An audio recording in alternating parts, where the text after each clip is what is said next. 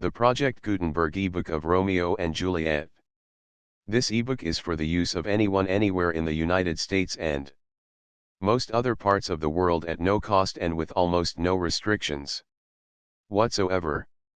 You may copy it, give it away or reuse it under the terms of the Project Gutenberg license included with this ebook or online at www.gutenberg.org. If you are not located in the United States, you will have to check the laws of the country where you are located before using this ebook. Title: Romeo and Juliet. Author: William Shakespeare. Release date: November 1, 1998. Ebook number 1513. Most recently updated, June 27, 2023. Language: English. Credits: the PG Shakespeare team, a team of about 20 Project Gutenberg volunteers. Start of the Project Gutenberg ebook Romeo and Juliet. The Tragedy of Romeo and Juliet. By William Shakespeare. Contents. The Prologue. Act I. Scene I. A public place. Scene 2. A street. Scene 3. Room in Capulet's house. Scene 4. A street. Scene V. A hall in Capulet's house. Act 2. Chorus. Scene I. An open place adjoining Capulet's garden. Scene 2. Capulet's garden. Scene 3. Friar Lawrence's cell. Scene 4. A street. Scene V. Capulet's garden. Scene 6. Friar Lawrence's cell. Act 3. Scene I. A public place. Scene 2. A room in Capulet's house. Scene 3. Friar Lawrence's cell. Scene 4. A room in Capulet's house. Scene V. An open gallery to Juliet's chamber, overlooking the garden. Act 4. Scene I. Friar Lawrence's cell. Scene 2. Hall in Capulet's house. Scene 3. Juliet's chamber. Scene 4. Hall in Capulet's house. Scene V. Juliet's chamber, Juliet on the bed. Act V. Scene I. Mantua. A street. Scene 2. Friar Lawrence's cell. Scene 3. A churchyard, in it a monument belonging to the Capulets. Dramatis Personae. Aeschylus, Prince of Verona. Mercutio, kinsman to the prince, and friend to Romeo. Paris, a young nobleman, kinsman to the prince. Page to Paris. Montague, head of a Veronese family at feud with the Capulets.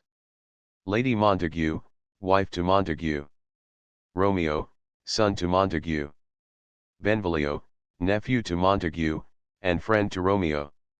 Abram, servant to Montague. Balthasar, servant to Romeo. Capulet, head of a Veronese family at feud with the Montagues. Lady Capulet, wife to Capulet. Juliet, daughter to Capulet. Tybalt, nephew to Lady Capulet.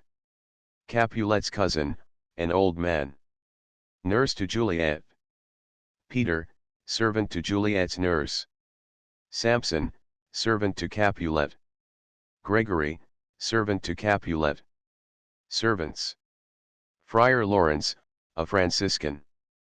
Friar John, of the same order. An apothecary. Chorus. 3 musicians. An officer. Citizens of Verona, several men and women, relations to both houses, maskers, guards, watchmen, and attendants. Scene. During the greater part of the play in Verona, once, in the 5th act, at Mantua. The Prologue. Enter chorus. Chorus. 2 households, both alike in dignity. In fair Verona, where we lay our scene. From ancient grudge break to new mutiny. Where civil blood makes civil hands unclean. From forth the fatal loins of these 2 foes. A pair of star-crossed lovers take their life. whose misadventured piteous overthrows doth with their death bury their parents' strife. The fearful passage of their death-marked love, and the continuance of their parents' rage, which, but their children's end, not could remove, is now the 2 hours' traffic of our stage. The which, if you with patient ears attend, what here shall miss, our toil shall strive to mend. Exit. Act I. Scene I. A public place. Enter Samson and Gregory armed with swords and bucklers. Samson. Gregory, on my word, will not carry coals. Gregory. No, for then we should be colliers. Samson. I mean, if we be in choler, we'll draw. Gregory. I, while you live, draw your neck out o' the collar. Samson. I strike quickly, being moved. Gregory. But thou art not quickly moved to strike. Samson. A dog of the house of Montague moves me. Gregory. To move is to stir, and to be valiant is to stand. Therefore, if thou art moved, thou runnest away. Samson. A dog of that house shall move me to stand. I will take the wall of any man or maid of Montague's. Gregory. That shows thee a weak slave, for the weakest goes to the wall. Samson. True, and therefore women, being the weaker vessels, are ever thrust to the wall, therefore I will push Montague's men from the wall, and thrust his maids to the wall. Gregory. The quarrel is between our masters and us their men. Samson. 'Tis all one, I will show myself a tyrant, when I have fought. With the men I will be civil, with the maids, I will cut off their heads. Gregory. The heads of the maids? Samson. I, the heads of the maids, or their maiden heads, take it in what sense? Thou wilt. Gregory. They must take it in sense that feel it. Samson. Me they shall feel while I am able to stand. And 'tis known I am a pretty piece of flesh. Gregory. 'Tis well thou art not fish, if thou hadst been poor. John. Draw thy tool, here comes of the house of Montagues. Enter Abram and Balthasar. Samson. My naked weapon is out, quarrel, I will back thee. Gregory. How? Turn thy back and run? Samson. Fear me not. Gregory. No, marry, I fear thee. Samson. Let us take the law of our sides, let them begin. Gregory. I will frown as I pass by, and let them take it as they list. Samson. Nay, as they dare. I will bite my thumb at them, which is disgrace to them if they bear it. Abram. Do you bite your thumb at us, sir? Samson. I do bite my thumb, sir. Abram. Do you bite your thumb at us, sir? Samson. Is the law of our side if I say I? Gregory. No. Samson. No, sir, I do not bite my thumb at you, sir, but I bite my thumb, sir. Gregory. Do you quarrel, sir? Abram. Quarrel, sir? No, sir. Samson. But if you do, sir, I am for you. I serve as good a man as you. Abram. No better. Samson. Well, sir. Enter Benvolio. Gregory. Say better, here comes one of my master's kinsmen. Samson. Yes, better, sir. Abram. You lie. Samson. Draw, if you be men. Gregory, remember thy washing blow. They fight. Benvolio. Part, fools. Put up your swords, you know not what you do. Beats down their swords. Enter Tybalt. Tybalt. What, art thou drawn among these heartless hinds? Turn thee Benvolio, look upon thy death. Benvolio. I do but keep the peace, put up thy sword. Or manage it to part these men with me. Tybalt. What, drawn, and talk of peace? I hate the word. As I hate hell, all Montags, and thee. Have at thee, coward. They fight. Enter 3 or 4 citizens. With clubs. First citizen. Clubs, bills, and partisans. Strike. Beat them down. Down with the Capulets.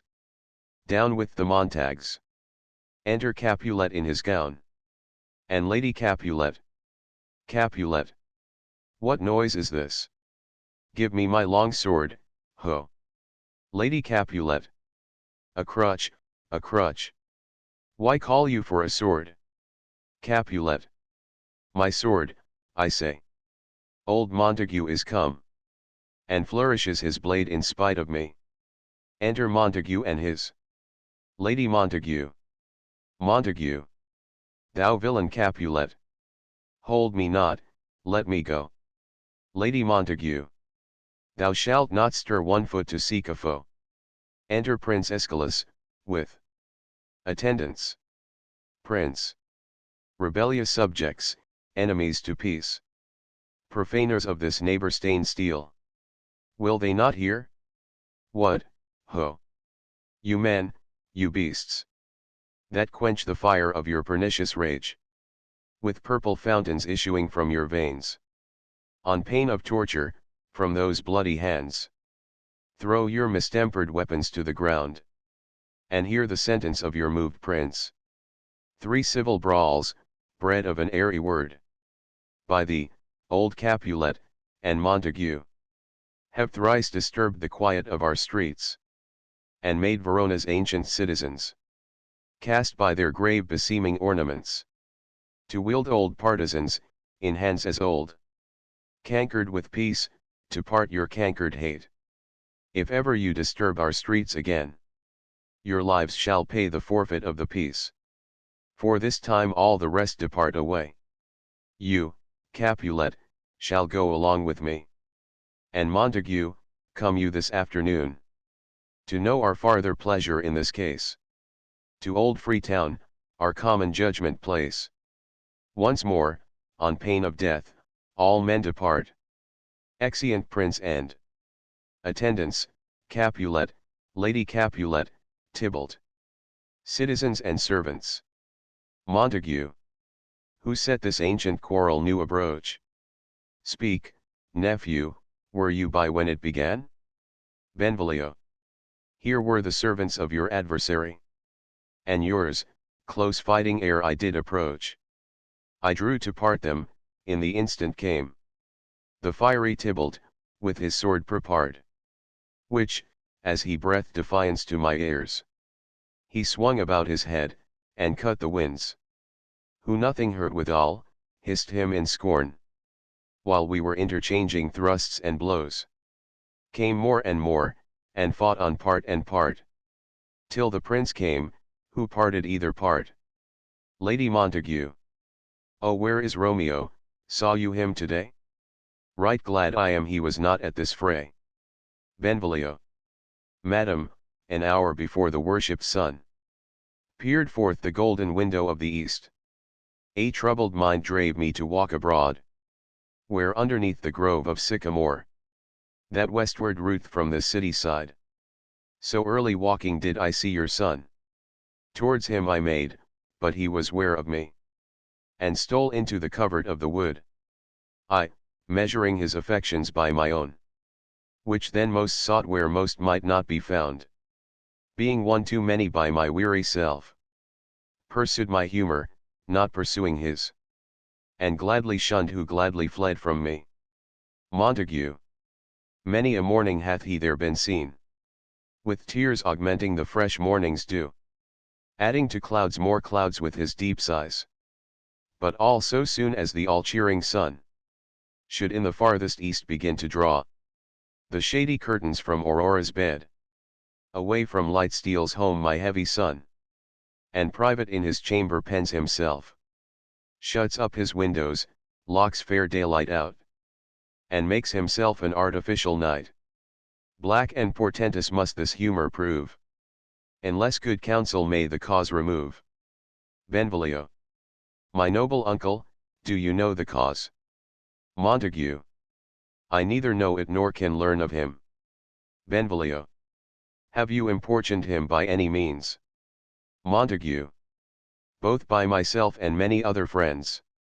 But he, his own affection's counsellor, is to himself I will not say how true, but to himself so secret and so close, so far from sounding and discovery, as is the bud bit with an envious worm, ere he can spread his sweet leaves to the air, or dedicate his beauty to the sun. Could we but learn from whence his sorrows grow, we would as willingly give cure as know. Enter Romeo. Benvolio. See, where he comes. So please you step aside. I'll know his grievance or be much denied. Montague.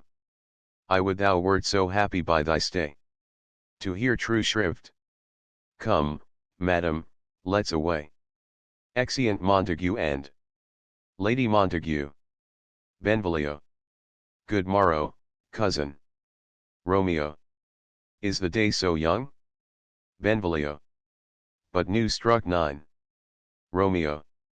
I may, sad hours seem long. Was that my father that went hence so fast? Benvolio. It was. What sadness lengthens Romeo's hours? Romeo. Not having that which, having, makes them short. Benvolio. In love? Romeo. Out. Benvolio. Of love? Romeo. Out of her favor where I am in love. Benvolio. Alas that love so gentle in his view, should be so tyrannous and rough in proof. Romeo. Alas that love, whose view is muffled still, should, without eyes, see pathways to his will. Where shall we dine? O me! What fray was here? Yet tell me not, for I have heard it all. Here's much to do with hate, but more with love. Why, then, O brawling love! O loving hate! O anything, of nothing first create! O heavy lightness! Serious vanity! Misshapen chaos of well-seeming forms! Feather of lead, bright smoke, cold fire, sick health! Still waking sleep, that is not what it is. This love feel I, that feel no love in this. Dost thou not laugh? Benvolio. No, cause, I rather weep. Romeo.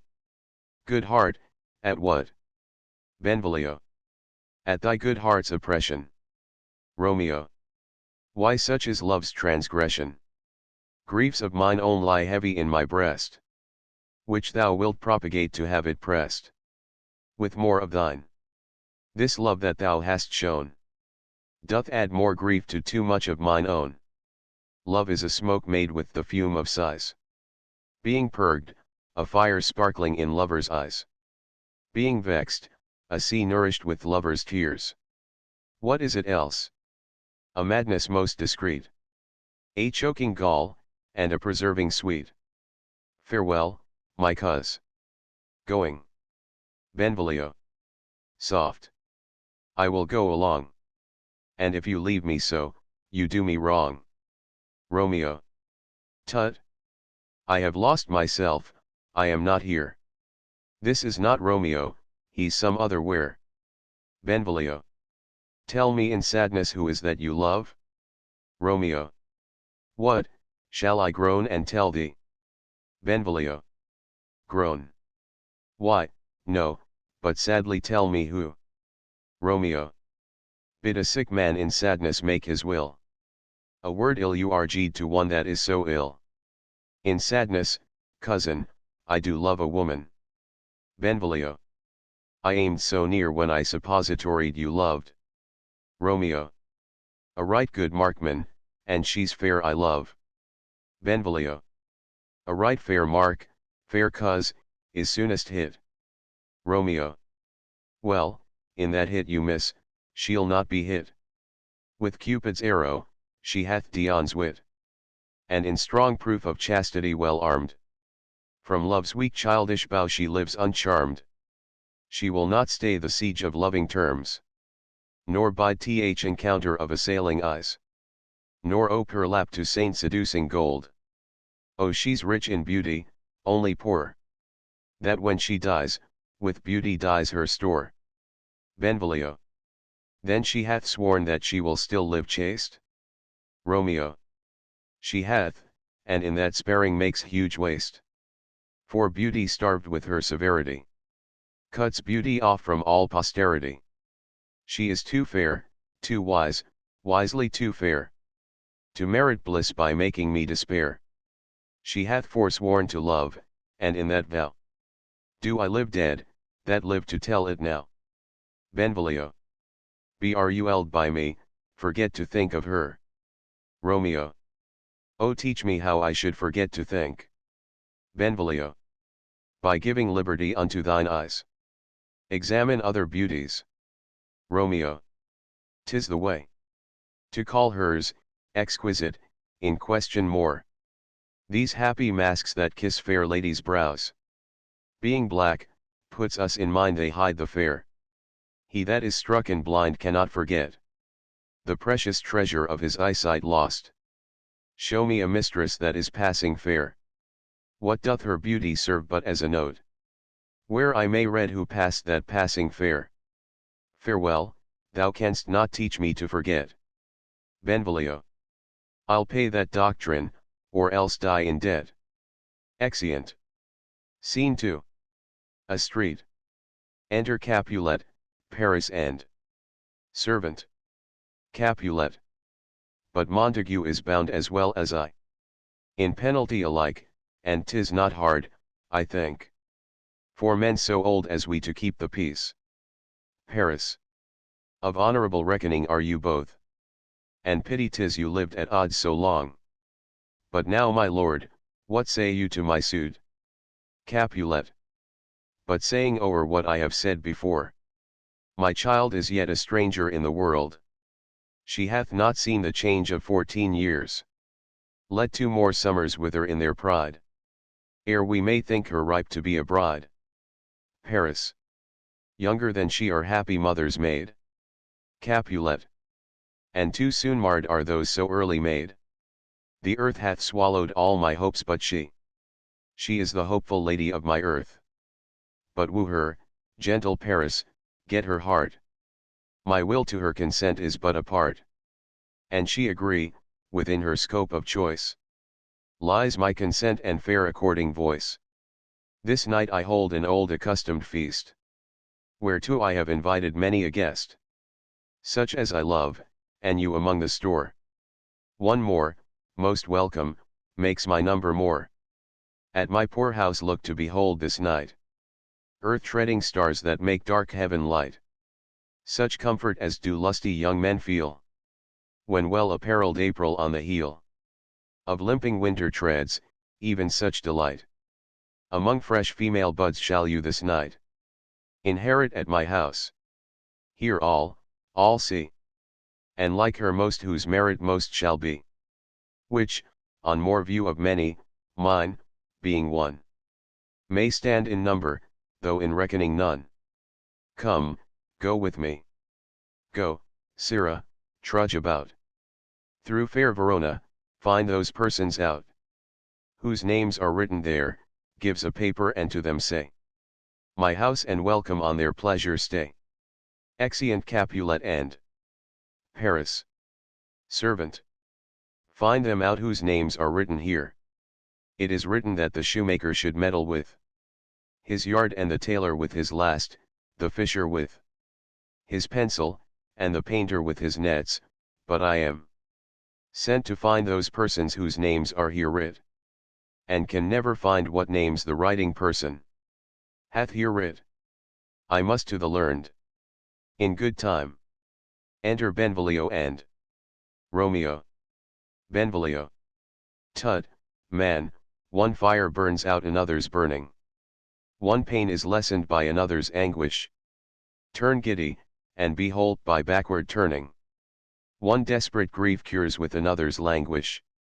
Take thou some new infection to thy eye, and the rank poison of the old will die. Romeo. Your plantain leaf is excellent for that. Benvolio. For what, I pray thee? Romeo. For your broken shin. Benvolio. Why, Romeo, art thou mad? Romeo. Not mad, but bound more than a madman is. Shut up in prison, kept without my food. Whipped and tormented and godden, good fellow. Servant. God gi goden. I pray, sir, can you read? Romeo. I, mine own fortune in my misery. Servant. Perhaps you have learned it without book. But I pray, can you read anything you see? Romeo. I, if I know the letters and the language. Servant. Yes, say honestly, rest you merry. Romeo. Stay, fellow, I can read. He reads the letter. Signor Martino and his wife and daughters. County Anselmo and his beauteous sisters. The lady widow of Utrivio. Signor Placencio and his lovely nieces. Mercutio and his brother Valentine. Mine uncle Capulet, his wife, and daughters.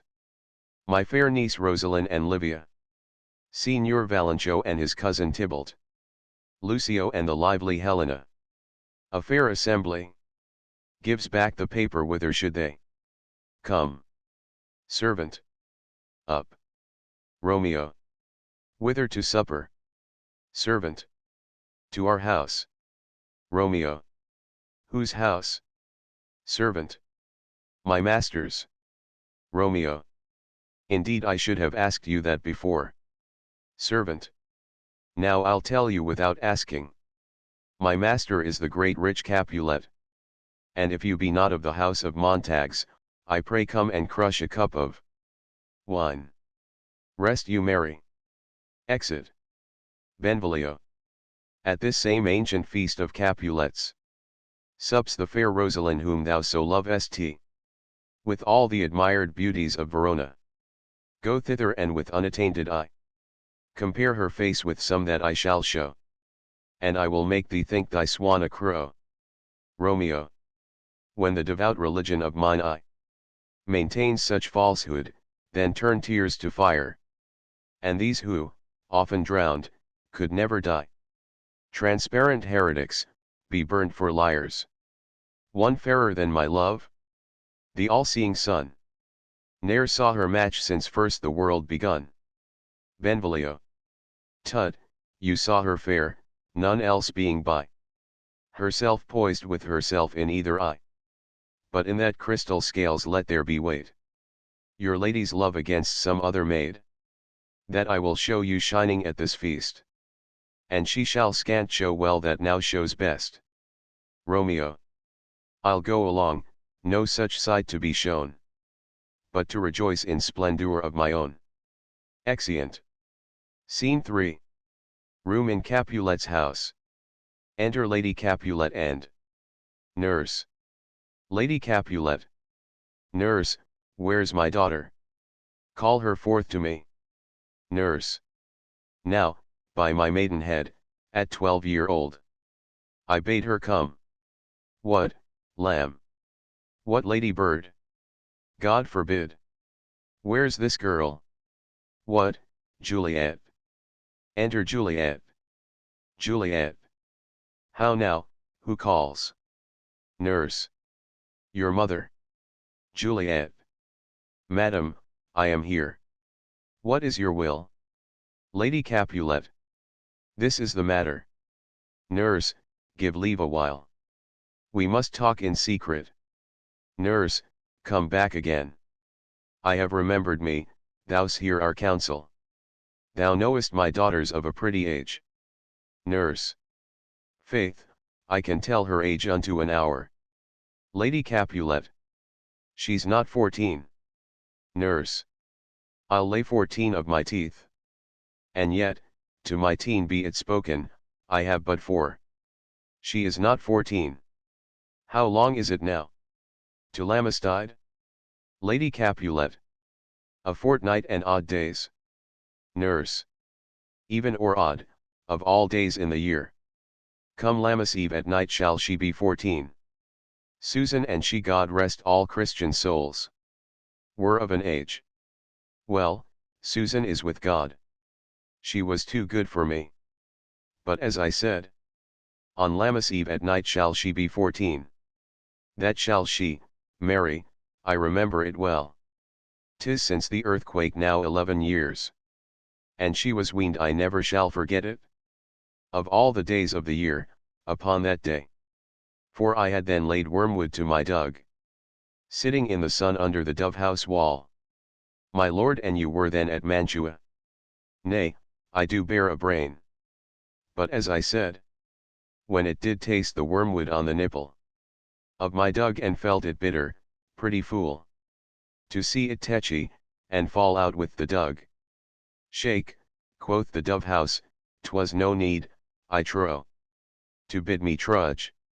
And since that time it is 11 years. For then she could stand alone, nay, by th rude, she could have run and waddled all about. For even the day before she broke her brow. And then my husband, God be with his soul, was a merry man, took up the child.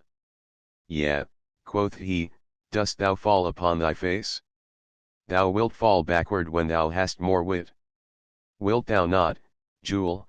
And, by my holy dame. The pretty wretch left crying, and said I, to see now how a jest shall come about. I warrant, and I should live 1,000 years, I never should forget it.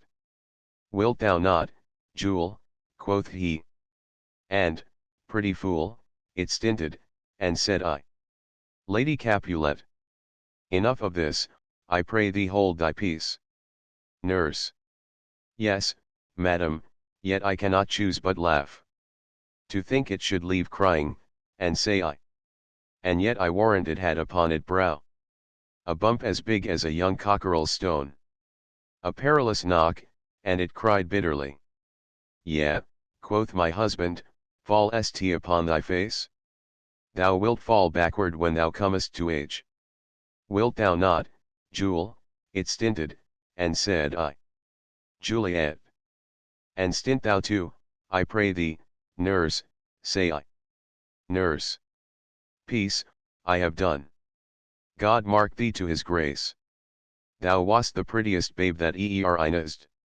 And I might live to see thee married once, I have my wish. Lady Capulet. Mary, that Mary is the very theme I came to talk of. Tell me, daughter Juliet, how stands your disposition to be married? Juliet. It is an honor that I dream not of. Nurse. An honor? Were not I thine only nurse, I would say thou hadst sucked wisdom from thy teat. Lady Capulet. Well, think of marriage now, younger than you. Here in Verona, ladies of esteem are made already mothers. By my count, I was your mother much upon these years, that you are now a maid. Thus, then, in brief, the valiant Paris seeks you for his love. Nurse. A man, young lady. Lady, such a man as all the world, why he's a man of wax. Lady Capulet. Verona's summer hath not such a flower. Nurse. Nay, he's a flower, in faith a very flower. Lady Capulet. What say you, can you love the gentleman? This night you shall behold him at our feast. Read o'er the volume of young Paris' face, and find delight writ there with beauty's pen. Examine every married lineament, and see how one another lends content, and what obscured in this fair volume lies. Find written in the margent of his eyes, this precious book of love, this unbound lover. To beautify him, only lacks a cover. The fish lives in the sea, and 'tis much pride, for fair without the fair within to hide. That book in many's eyes doth share the glory, that in gold clasps locks in the golden story. So shall you share all that he doth possess, by having him, making yourself no less. Nurse. No less, nay bigger. Women grow by men. Lady Capulet. Speak briefly, can you like of Paris love? Juliet. I'll look to like, if looking liking move. But no more deep will I endart mine eye. Then your consent gives strength to make it fly. Enter a servant. Servant. Madam, the guests are come, supper served up, you called, my young lady asked for, the nurse cursed. In the pantry, and everything in extremity. I must. Hence to wait, I beseech you follow straight. Lady Capulet. We follow thee. Exit servant. Juliet, the county stays. Nurse. Go, girl, seek happy nights to happy days. Exeunt. Scene 4. A street.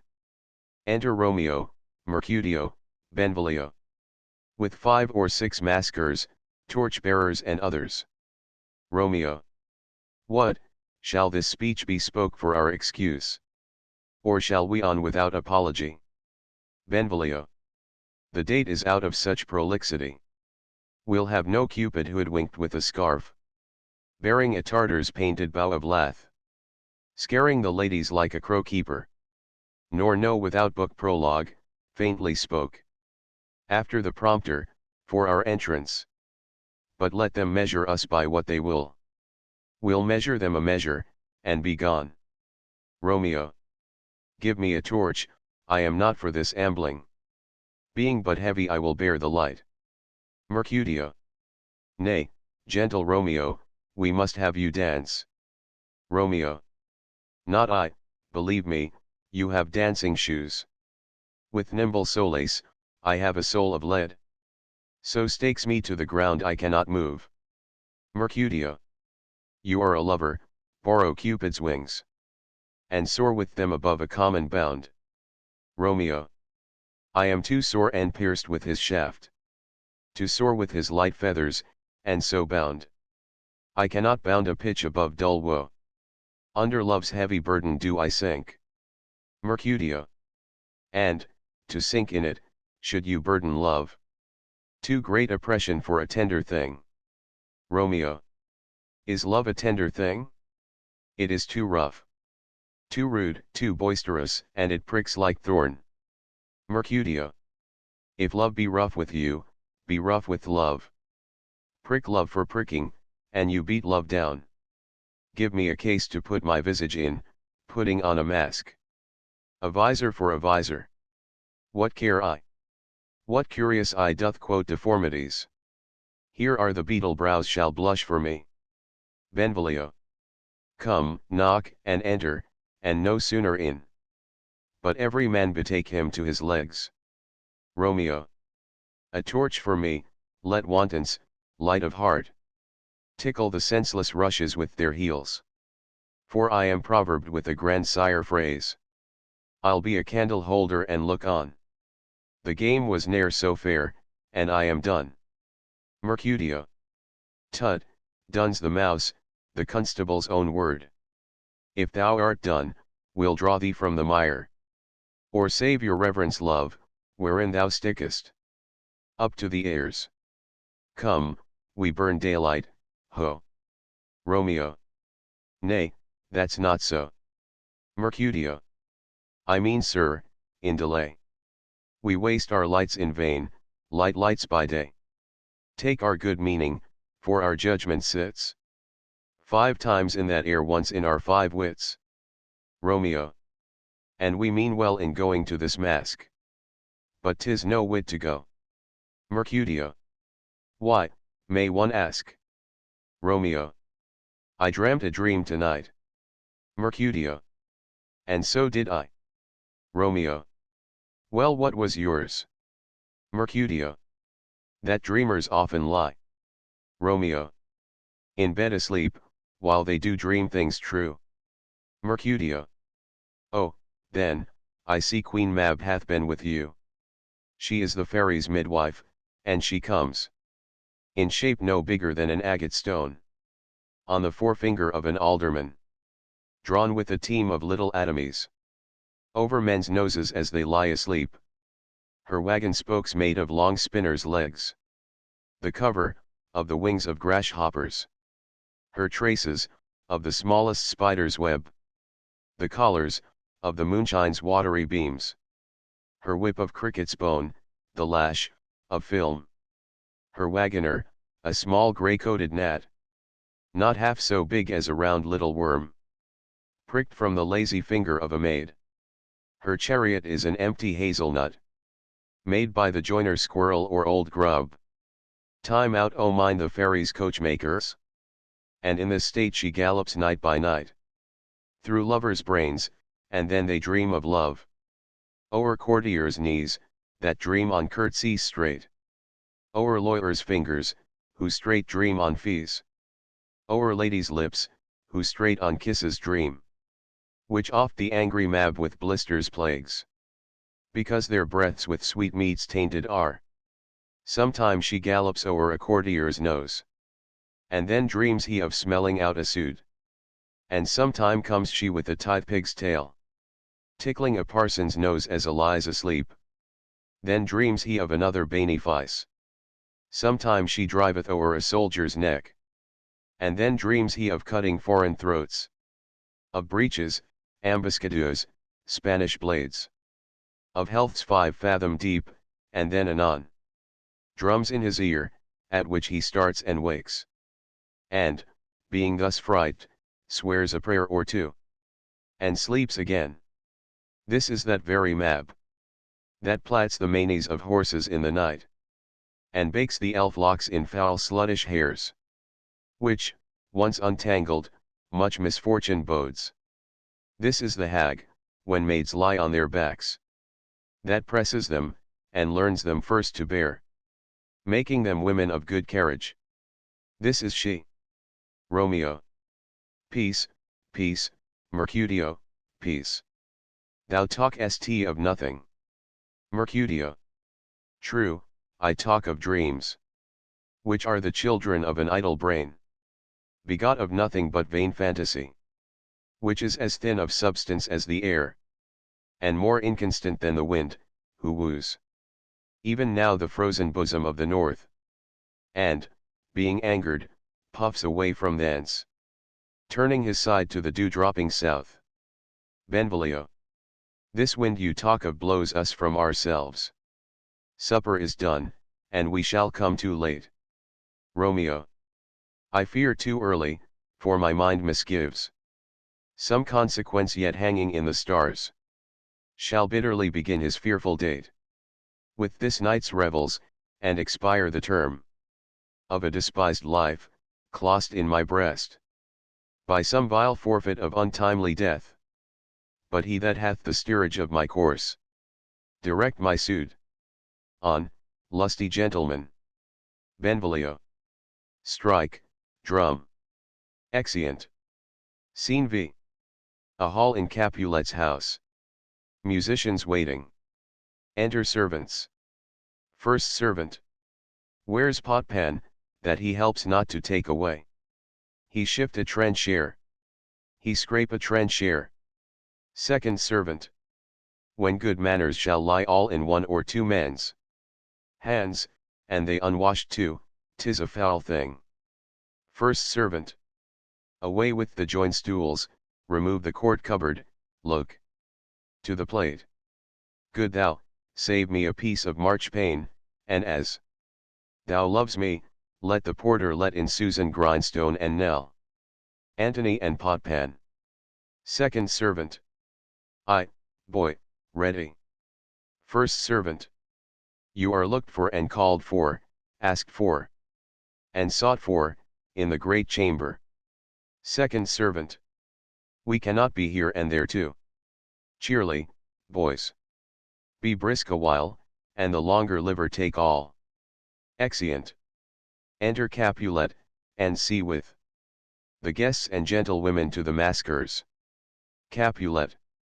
Welcome, gentlemen, ladies that have their toes unplagued with corns will have a bout with you. Ah, my mistresses, which of you all will now deny to dance? She that makes dainty She I'll swear hath corns. Am I come near ye now? Welcome, gentlemen. I have seen the day. That I have worn a visor, and could tell a whispering tale in a fair lady's ear. Such as would please, 'tis gone, 'tis gone, 'tis gone. You are welcome, gentlemen. Come, musicians, play. A hall, give room. And foot it, girls. Music plays, and they dance. More light, you knaves, and turn the tables up. And quench the fire, the room is grown too hot. Ah sirrah, this unlooked for sport comes well. Nay sit, good cousin Capulet. For you and I are past our dancing days. How long is 't now since last yourself and I were in a mask? Capulet's cousin. By Our Lady, 30 years. Capulet. What, man, 'tis not so much, 'tis not so much. 'Tis since the nuptial of Lucentio. Come Pentecost as quickly as it will. Some 25 years, and then we masked. Capulet's cousin. 'Tis more, his son is elder, sir. His son is 30. Capulet. Will you tell me that? His son was but a ward 2 years ago. Romeo. What lady is that, which doth enrich the hand of yonder knight? Servant. I know not, sir. Romeo. Oh, she doth teach the torches to burn bright? It seems she hangs upon the cheek of night, as a rich jewel in an Ethiop's ear. Beauty too rich for use, for earth too dear. So shows a snowy dove trooping with crows, as yonder lady o'er her fellows shows. The measure done, I'll watch her place of stand, and touching hers, make blessed my rude hand. Did my heart love till now? Forswear it, sight? For I ne'er saw true beauty till this night. Tybalt. This by his voice, should be a Montague. Fetch me my rapier, boy. What, dares the slave come hither, covered with an antic face, to fleer and scorn at our solemnity? Now by the stock and honor of my kin, to strike him dead I hold it not a sin. Capulet. Why how now, kinsman? Wherefore storm you so? Tybalt. Uncle, this is a Montague, our foe. A villain that is hither come in spite, to scorn at our solemnity this night. Capulet. Young Romeo, is it? Tybalt. 'Tis he, that villain Romeo. Capulet. Content thee, gentle coz, let him alone. A bears him like a portly gentleman. And, to say truth, Verona brags of him to be a virtuous and well-governed youth. I would not for the wealth of all the town here in my house do him disparagement. Therefore be patient, take no note of him. It is my will, the which if thou respect, show a fair presence and put off these frowns. An ill-beseeming semblance for a feast. Tybalt. It fits when such a villain is a guest. I'll not endure him. Capulet. He shall be endured. What, goodman boy? I say he shall, go to. Am I the master here, or you? Go to. You'll not endure him.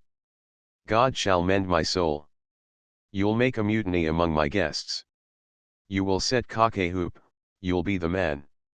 Tybalt. Why, uncle, 'tis a shame. Capulet. Go to, go to. You are a saucy boy. Is so, indeed. This trick may chance to scathe you, I know what. You must contrary me. Marry, 'tis time. Well said, my hearts, you are a princeps, go. Be quiet, or more light, for shame. I'll make you quiet. What, cheerly, my hearts. Tybalt. Patience perforce with wilful choler meeting, makes my flesh tremble in their different greeting. I will withdraw, but this intrusion shall now seeming sweet, convert to bitter gall. Exit. Romeo. To Juliet. If I profane with my unworthiest hand this holy shrine, the gentle sin is this. My lips, two blushing pilgrims, ready stand to smooth that rough touch with a tender kiss. Juliet. Good pilgrim, you do wrong your hand too much. Which mannerly devotion shows in this. For saints have hands that pilgrims' hands do touch. And palm to palm is holy palmer's kiss. Romeo. Have not saints lips, and holy palmers too? Juliet. I, pilgrim, lips that they must use in prayer. Romeo. Oh, then, dear saint, let lips do what hands do. They pray, grant thou, lest faith turn to despair. Juliet. Saints do not move, though grant for prayer's sake. Romeo. Then move not while my prayer's effect I take. Thus from my lips, by thine my sin is purged. Kissing her. Juliet. Then have my lips the sin that they have took. Romeo. Sin from my lips? O trespass sweetly you arged. Give me my sin again. Juliet. You kiss by the book. Nurse. Madam, your mother craves a word with you. Romeo. What is her mother? Nurse. Mary, bachelor. Her mother is the lady of the house. And a good lady, and a wise and virtuous. Inest her daughter that you talked withal. I tell you, he that can lay hold of her shall have the chinks. Romeo. Is she a Capulet? O dear account. My life is my foe's debt. Benvolio. Away, be gone, the sport is at the best. Romeo. So I fear, the more is my unrest. Capulet. Nay, gentlemen, prepare not to be gone. We have a trifling foolish banquet towards. Is it e'en so? Why then, I thank you all. I thank you, honest gentlemen, good night. More torches here. Come on then, let's to bed. Ah, sirrah, by my fay, it waxes late. I'll to my rest. Exeunt all but Juliet and Nurse. Juliet. Come hither, nurse. What is yon gentleman? Nurse. The son and heir of old Tiberio. Juliet. What's he that now is going out of door? Nurse. Mary, that I think be young Petruchio. Juliet. What's he that follows here, that would not dance? Nurse. I know not. Juliet. Go ask his name. If he be married. My grave is like to be my wedding bed. Nurse. His name is Romeo, and a Montague. The only son of your great enemy. Juliet. My only love sprung from my only hate. Too early seen unknown, and known too late. Prodigious birth of love it is to me, that I must love a loathed enemy. Nurse. What's this? What's this? Juliet. A rhyme I learned even now. Of one I danked withal. One calls within, Juliet. Nurse. Anon, anon. Come let's away, the strangers all are gone. Exeunt. Act 2. Enter Chorus. Chorus. Now old Desire doth in his deathbed lie. And young Affection gapes to be his heir. That fair for which love groaned for and would die. With tender Juliet matched, is now not fair. Now Romeo is beloved, and loves again. Alike bewitched by the charm of looks. But to his foe suppositoried he must complain. And she steal love's sweet bait from fearful hooks. Being held a foe, he may not have access to breathe such vows as lovers used to swear. And she as much in love, her means much less to meet her new beloved anywhere. But passion lends them power, time means, to meet. Tempering extremities with extreme sweet. Exit. Scene I. An open place adjoining Capulet's garden. Enter Romeo. Romeo. Can I go forward when my heart is here? Turn back, dull earth, and find thy center out. He climbs the wall and leaps down within it. Enter Benvolio and Mercutio. Benvolio. Romeo. My cousin Romeo. Romeo. Mercutio. He is wise. And on my life hath stolen him home to bed. Benvolio. He ran this way, and leaped this orchard wall. Call, good Mercutio. Mercutio. Nay, I'll conjure too. Romeo. Humors. Madman. Passion. Lover. Appear thou in the likeness of a sigh. Speak but one rhyme, and I am satisfied. Cry but me. Pronounce but love and dove. Speak to my gossip Venus one fair word. One nickname for her purblind son and heir. Young Abraham Cupid, he that shot so trim. When King Cophetua loved the beggar maid. He heareth not, he stirreth not, he moveth not. The ape is dead, and I must conjure him. I conjure thee by Rosalind's bright eyes. By her high forehead and her scarlet lip. By her fine foot, straight leg, and quivering thigh. And the demesnes that there adjacent lie. That in thy likeness thou appear to us. Benvolio. And if he hear thee, thou wilt anger him. Mercutio. This cannot anger him. 'Twould anger him. To raise a spirit in his mistress' circle. Of some strange nature, letting it there stand. Till she had laid it, and conjured it down. That were some spite. My invocation is fair and honest, and, in his mistress' name, I conjure only but to raise up him. Benvolio. Come, he hath hid himself among these trees. To be consorted with the humorous night. Blind is his love, and best befits the dark. Mercutio. If love be blind, love cannot hit the mark.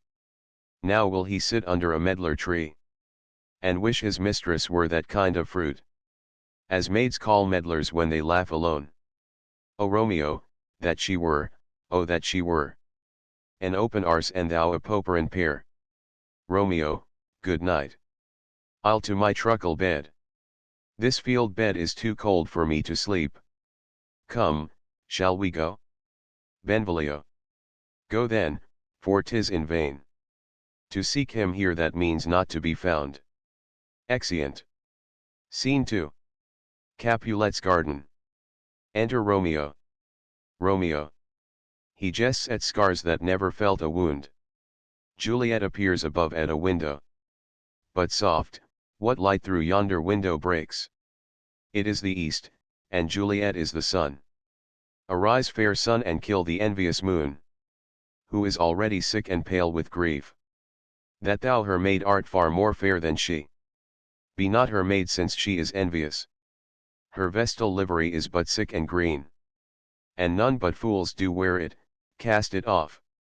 It is my lady, oh it is my love. Oh, that she knew she were. She speaks, yet she says nothing. What of that? Her eye discourses, I will answer it. I am too bold, 'tis not to me she speaks. Two of the fairest stars in all the heaven. Having some business, do entreat her eyes. To twinkle in their spheres till they return. What if her eyes were there, they in her head? The brightness of her cheek would shame those stars. As daylight doth a lamp, her eyes in heaven would through the airy region stream so bright, that birds would sing and think it were not night. See how she leans her cheek upon her hand. Oh that I were a glove upon that hand, that I might touch that cheek. Juliet. I may. Romeo. She speaks.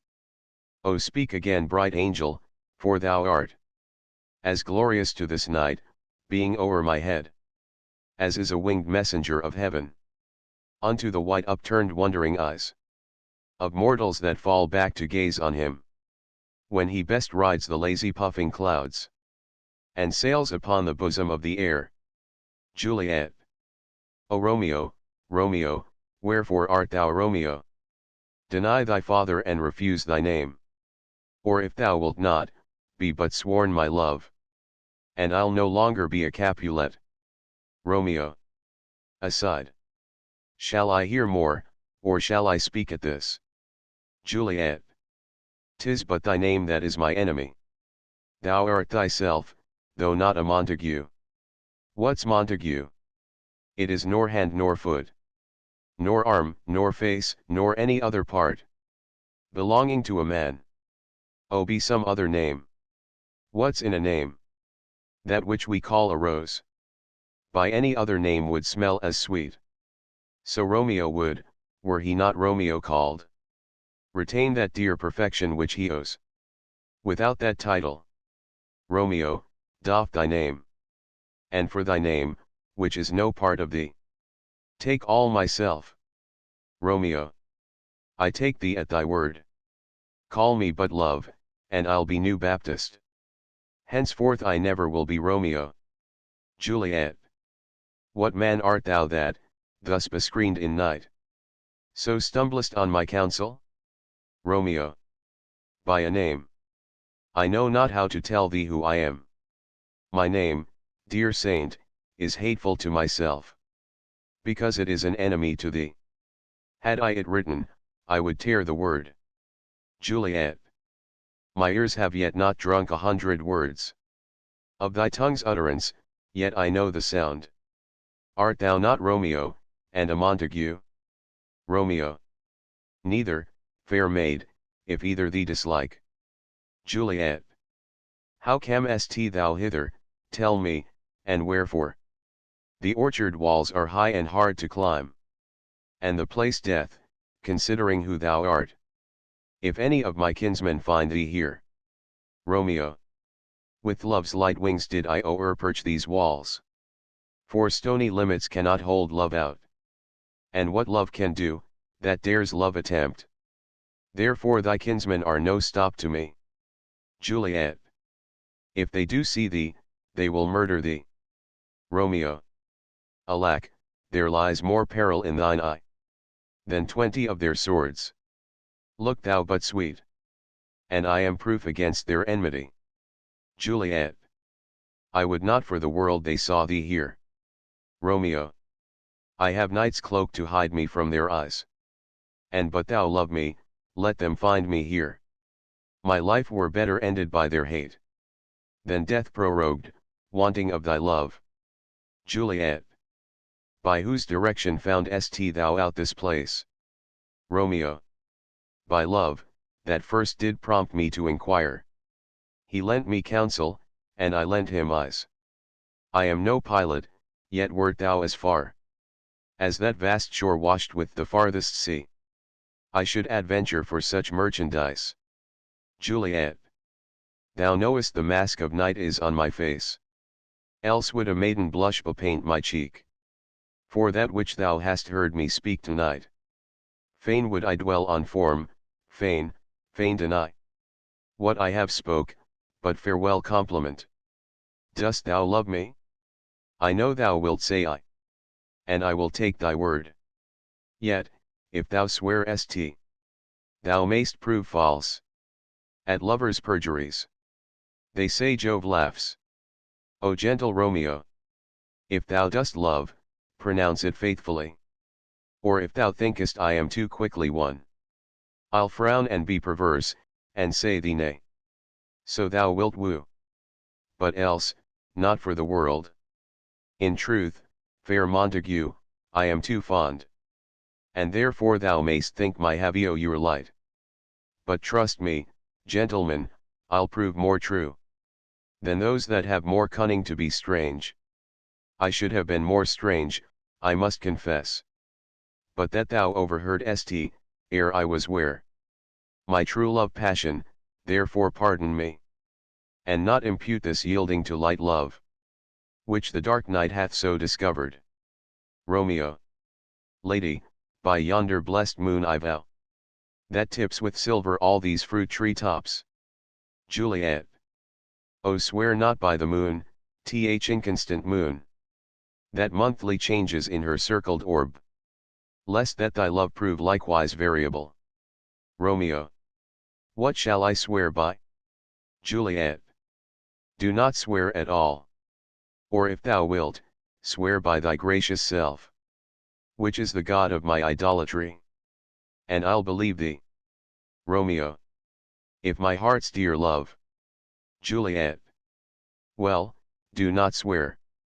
Although I joy in thee, I have no joy of this contract tonight. It is too rash, too unadvised, too sudden. Too like the lightning, which doth cease to be, ere one can say it lightens. Sweet, good night. This bud of love, by summer's ripening breath, may prove a beauteous flower when next we meet. Good night, good night.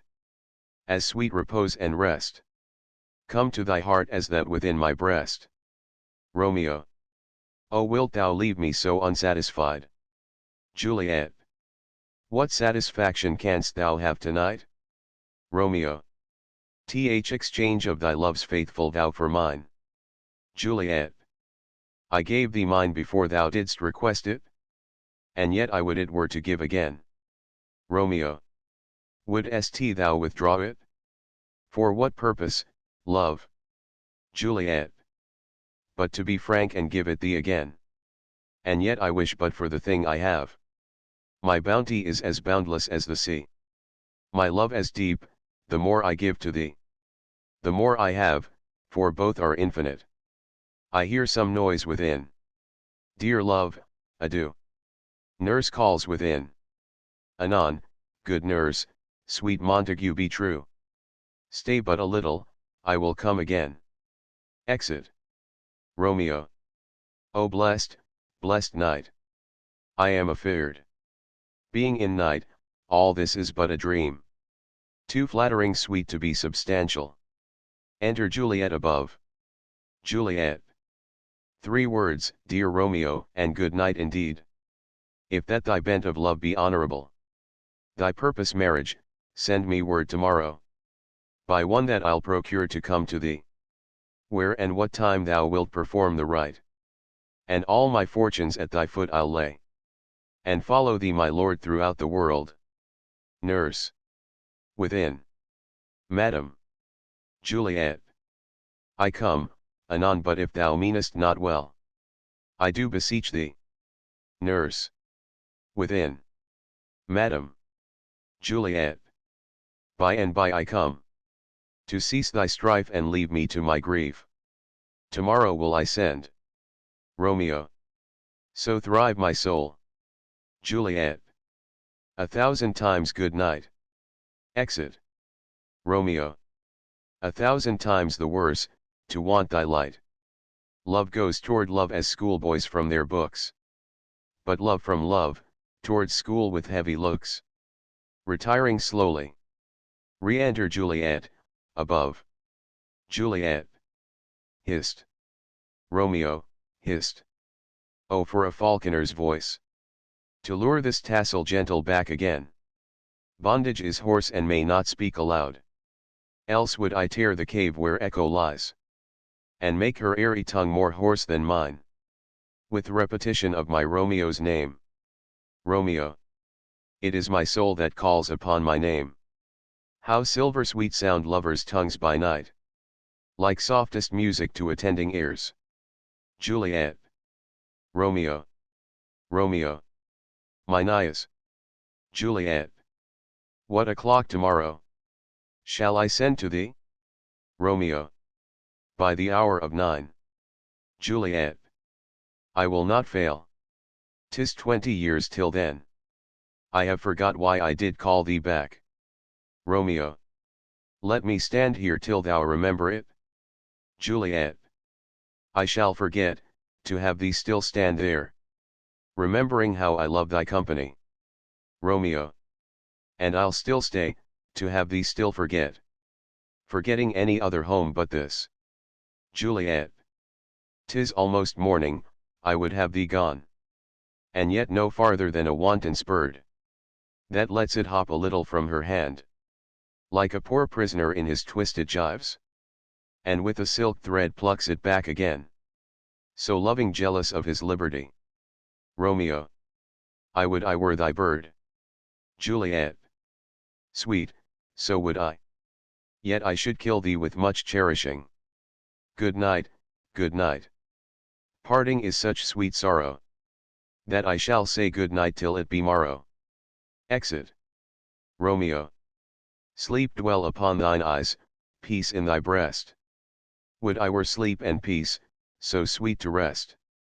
Hence will I to my ghostly sire's cell, his help to crave and my dear hap to tell. Exit.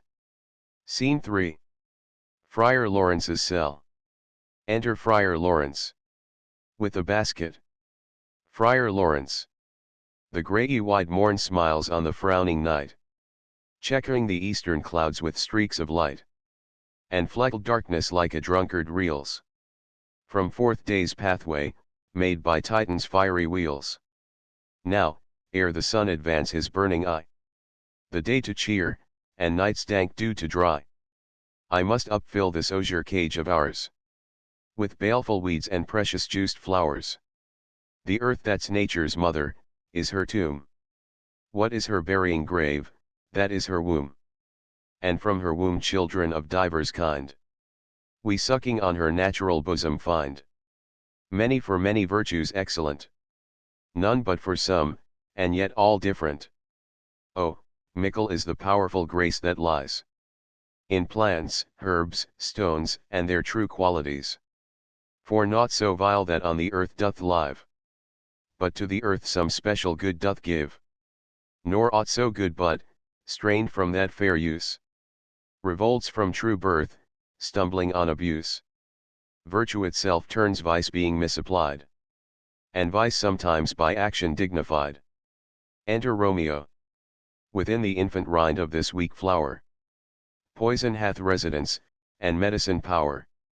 For this, being smelt, with that part cheers each part. Being tasted, slays all senses with the heart. Two such opposed kings encamp them still, in man as well as herb's grace and rude will. And where the worser is predominant, full soon the canker death eats up that plant. Romeo. Good morrow, father. Friar Lawrence. Benedicit. What early tongue so sweet saluteth me? Young son, it argues a distempered head, so soon to bid good morrow to thy bed. Care keeps his watch in every old man's eye, and where care lodges sleep will never lie. But where unbruised youth with unstuffed brain doth couch his limbs, there golden sleep doth reign. Therefore thy earliness doth me assure thou art upperst with some distemperature.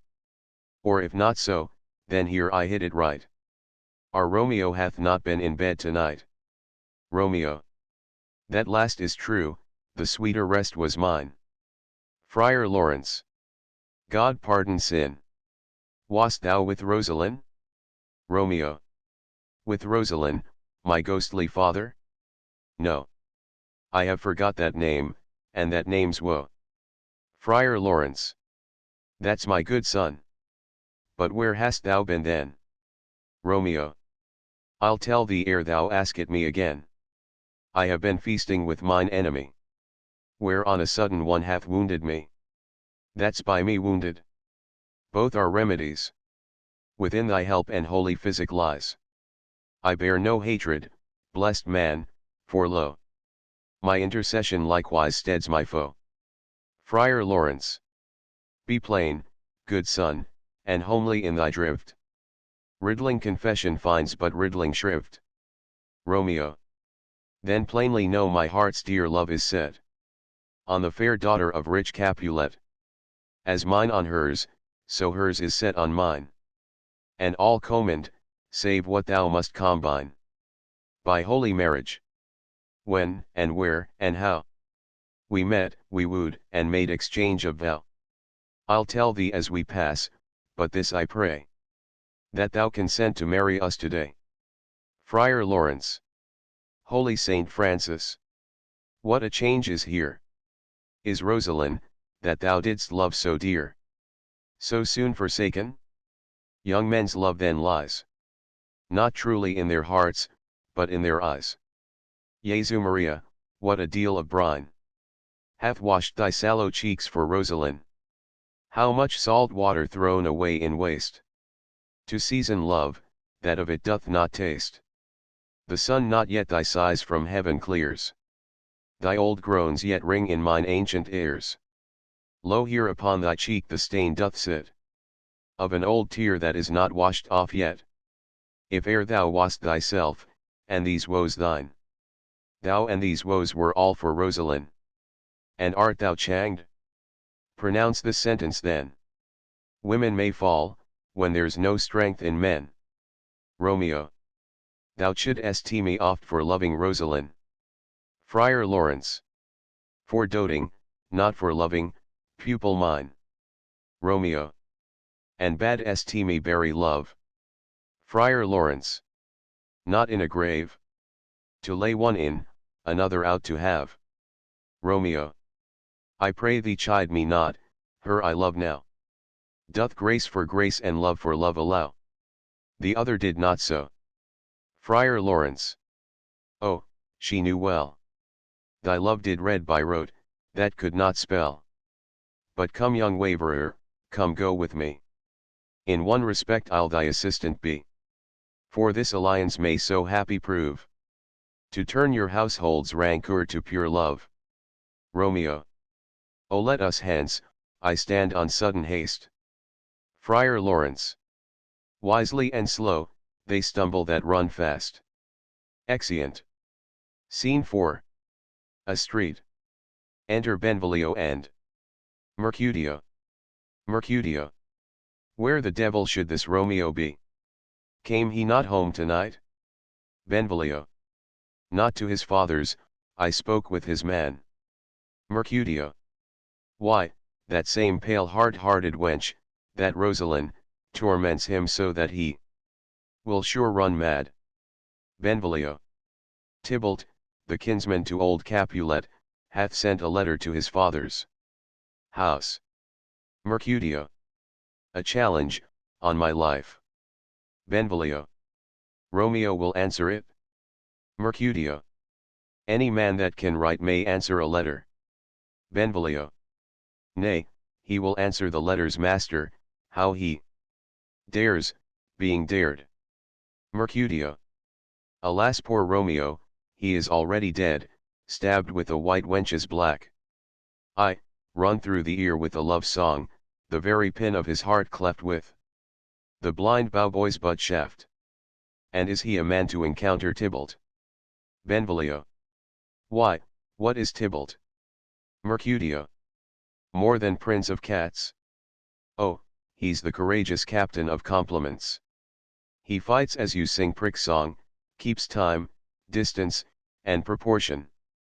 He rests his minim rest, 1, 2, and the third in your bosom, the very butcher of a silk button, a duellist, a gentleman of the very first house, of the first and second cause. Ah, the immortal passado, the punto reverso, the hey. Benvolio. The what? Mercutio. The pox of such antic lisping, affecting fantasies, these new tuners of accent. By Jesu, a very good blade, a very tall man, a very good whore. Why, is not this a lamentable thing, grandsire, that we should be thus afflicted with these strange flies, these fashionmongers, these pardon me's, who stand so much on the new form that they cannot sit at ease on the old bench? Oh their bones, their bones. Enter Romeo.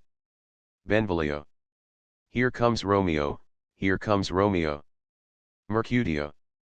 Without his roe, like a dried herring. O flesh, flesh, how art thou fishified? Now is he for the numbers that Petrarch flowed in. Laura, to his lady, was but a kitchen wench merry, she had a better love to berhyme her, Dido a dowdy, Cleopatra a gypsy, Helen and Hero Hildings and harlots, Thisbe a grey. Aye or so, but not to the purpose. Signor Romeo, bonjour. There's a French salutation to your French slop.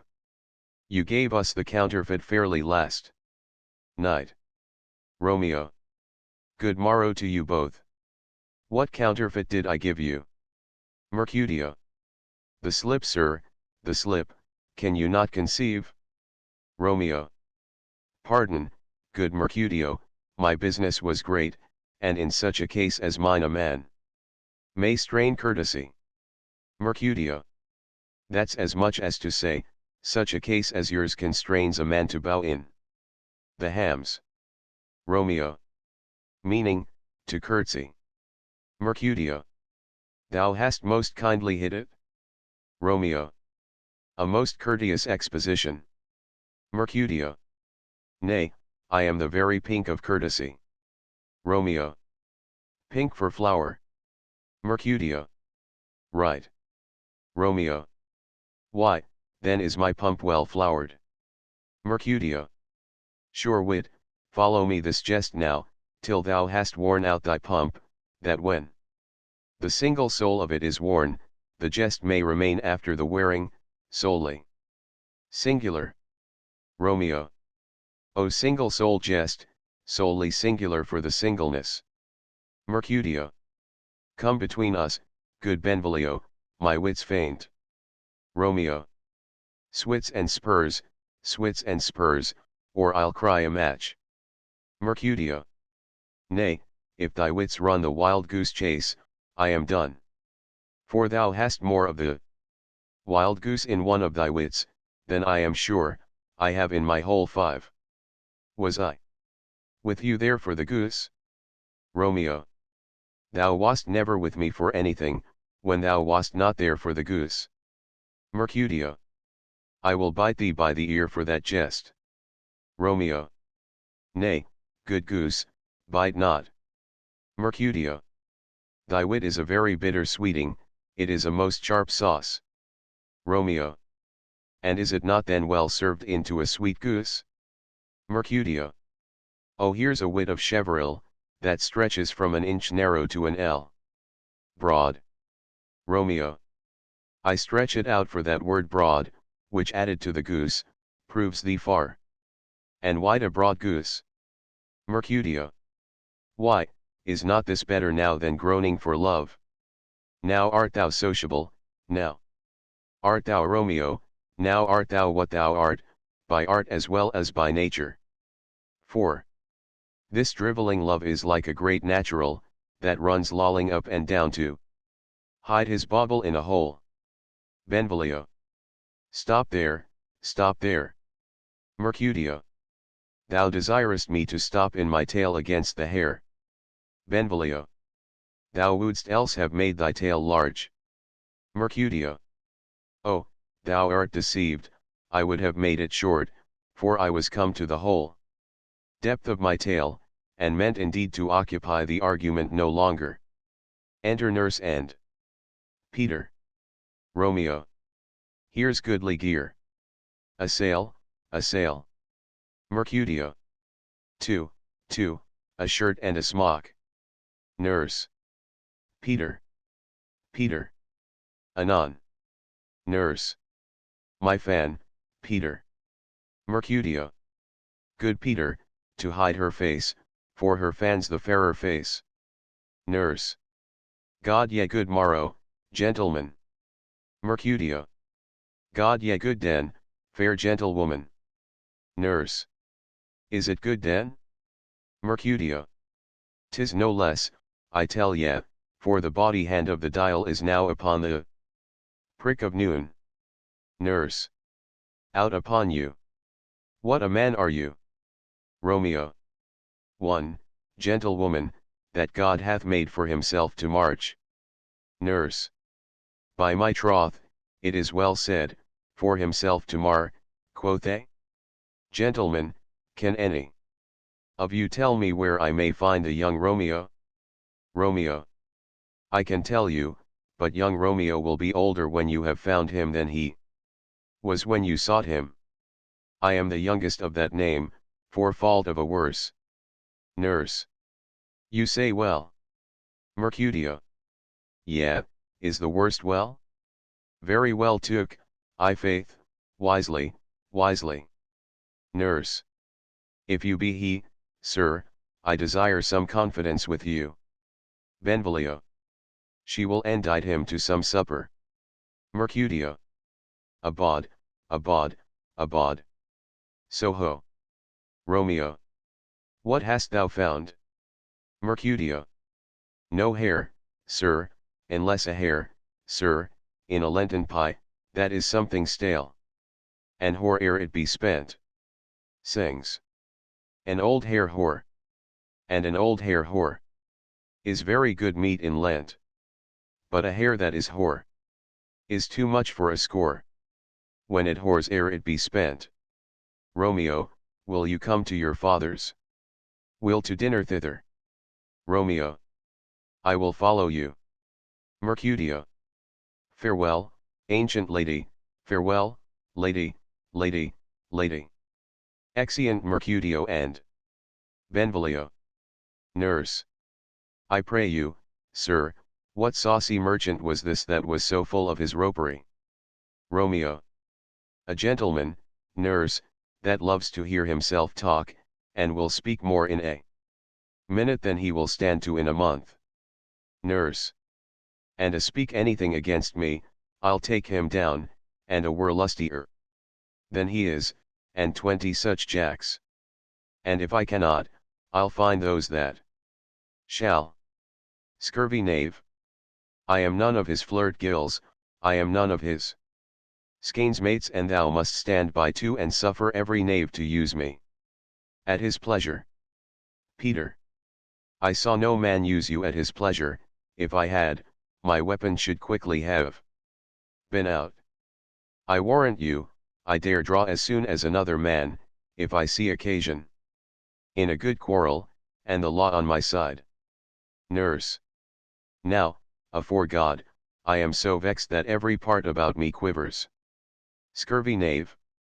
Pray you, sir, a word, and as I told you, my young lady bid me inquire you out. What she bade me say, I will keep to myself.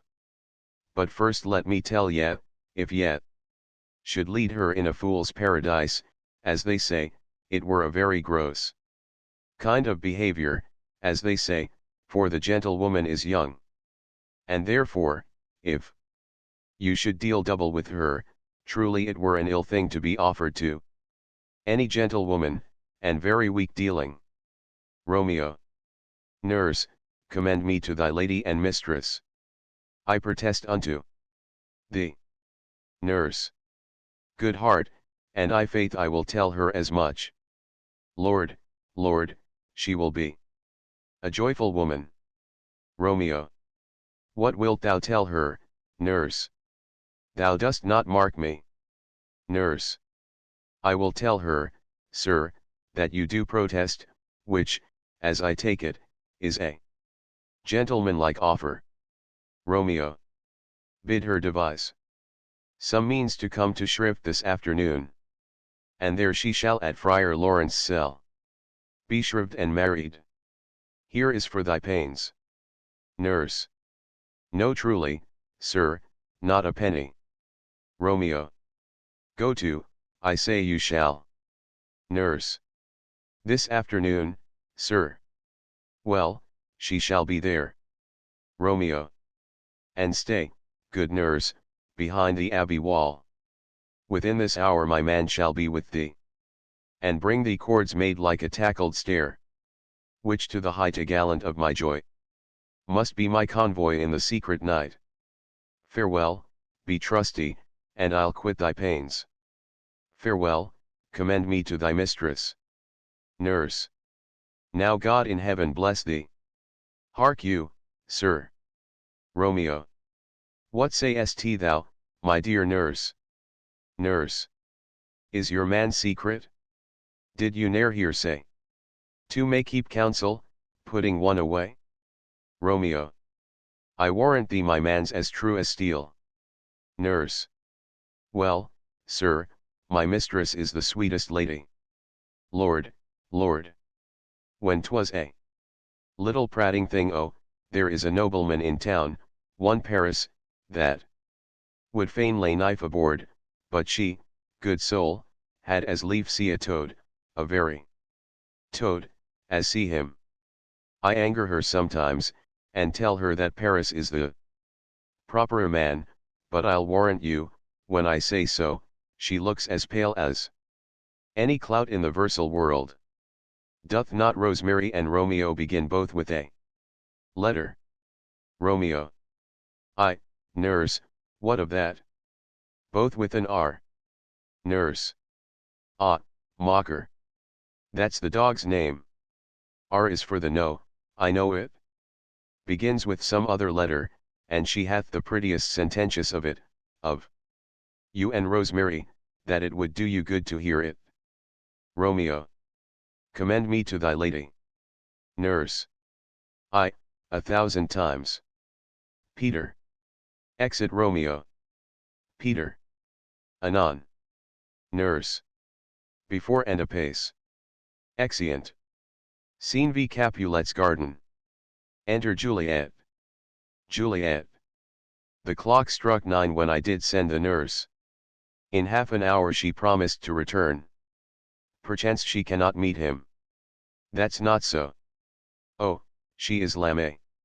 Love's heralds should be thoughts, which 10 times faster glides than the sun's beams, driving back shadows over lowering hills. Therefore do nimble pinioned doves draw love, and therefore hath the wind swift Cupid wings. Now is the sun upon the highmost hill of this day's journey, and from 9 till 12 is 3 long hours, yet she is not come. Had she affections and warm youthful blood, she'd be as swift in motion as a ball. My words would bandy her to my sweet love, and his to me. But old folks, many fain as they were dead, unwieldy, slow, heavy, and pale as lead. Enter nurse and Peter. O God, she comes. O honey nurse, what news? Hast thou met with him? Send thy man away. Nurse. Peter, stay at the gate. Exit Peter. Juliet. Now, good sweet nurse, O Lord, why look'st thou sad? Though news be sad, yet tell them merrily. If good, thou sham'st the music of sweet news, by playing it to me with so sour a face. Nurse. I am a-weary, give me leave a while. Fie, how my bones ache. What a jaunt have I had. Juliet. I would thou hadst my bones, and I thy news. Nay come, I pray thee speak, good nurse, speak. Nurse. Jesu, what haste? Can you not stay a while? Do you not see that I am out of breath? Juliet. How art thou out of breath, when thou hast breath? To say to me that thou art out of breath?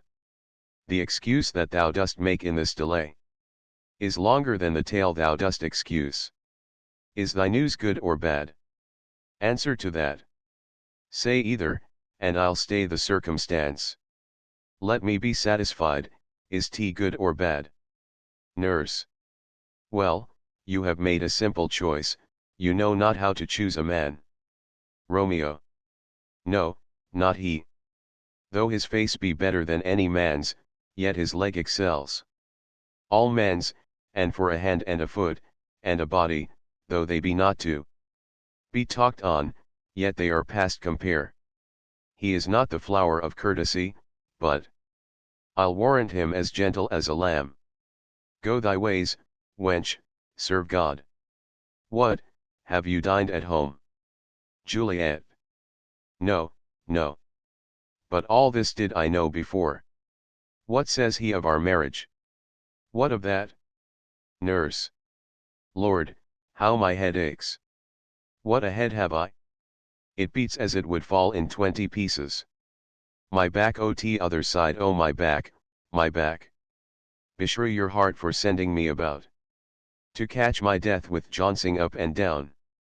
Juliet. I faith, I am sorry that thou art not well. Sweet, sweet, sweet nurse, tell me, what says my love? Nurse. Your love says like an honest gentleman, and a courteous, and a kind, and a handsome. And I warrant a virtuous. Where is your mother? Juliet. Where is my mother? Why, she is within. Where should she be? How oddly thou repliest. Your love says, like an honest gentleman. Where is your mother? Nurse. O God's lady dear. Are you so hot? Mary, come up, I trow. Is this the poultice for my aching bones? Henceforward do your messages yourself. Juliet. Here's such a coil. Come, what says Romeo? Nurse. Have you got leave to go to shrift today? Juliet. I have. Nurse. Then hie you hence to Friar Lawrence's cell. There stays a husband to make you a wife. Now comes the wanton blood up in your cheeks. They'll be in scarlet straight at any news. Hie you to church. I must another way. To fetch a ladder by the which your love must climb a bird's nest soon when it is dark. I am the drudge, and toil in your delight. But you shall bear the burden soon at night. Go. I'll to dinner, hie you to the cell. Juliet. Hie to high fortune. Honest nurse, farewell. Exeunt. Scene 6. Friar Lawrence's cell.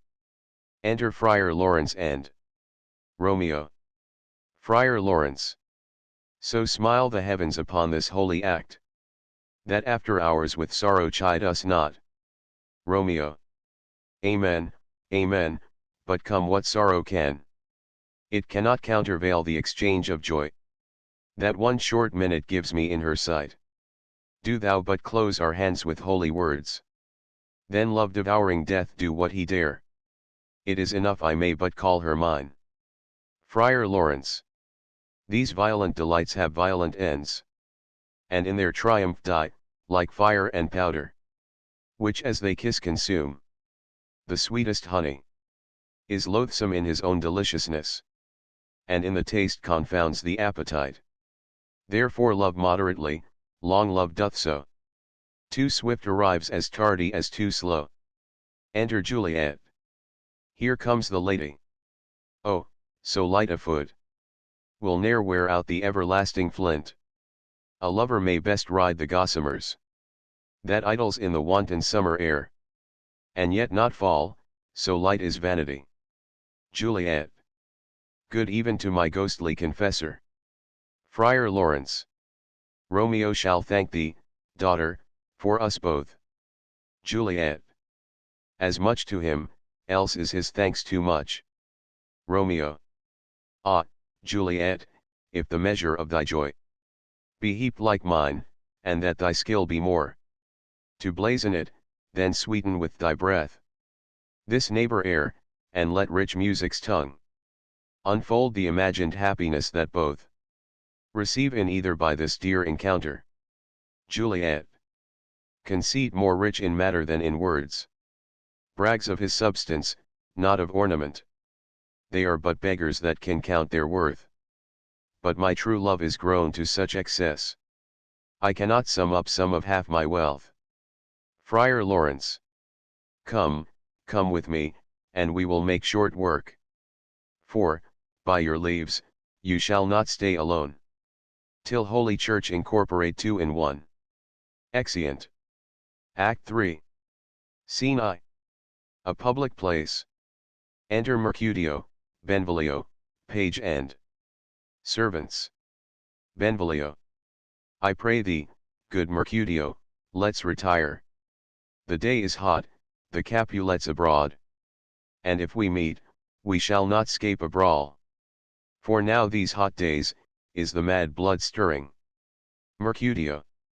Thou art like one of these fellows that, when he enters the confines of a tavern, claps me his sword upon the table, and says God send me no need of thee, and by the operation of the second cup draws him on the drawer, when indeed there is no need. Benvolio. Am I like such a fellow? Mercutio. Come, come, thou art as hot a jack in thy mood as any in Italy, and as soon moved to be moody, and as soon moody to be moved. Benvolio. And what to? Mercutio. Nay, and there were two such, we should have none shortly, for one would kill the other. Thou. Why, thou wilt quarrel with a man that hath a hair more or a hair less in his beard than thou hast. Thou wilt quarrel with a man for cracking nuts, having no other reason but because thou hast hazel eyes. What? I but such an eye would spy out such a quarrel? Thy head is as full of quarrels as an egg is full of meat, and yet thy head hath been beaten as addle as an egg for quarreling. Thou hast quarrelled with a man for coughing in the street, because he hath wakened thy dog that hath lain asleep in the sun. Didst thou not fall out with a tailor for wearing his new doublet before Easter?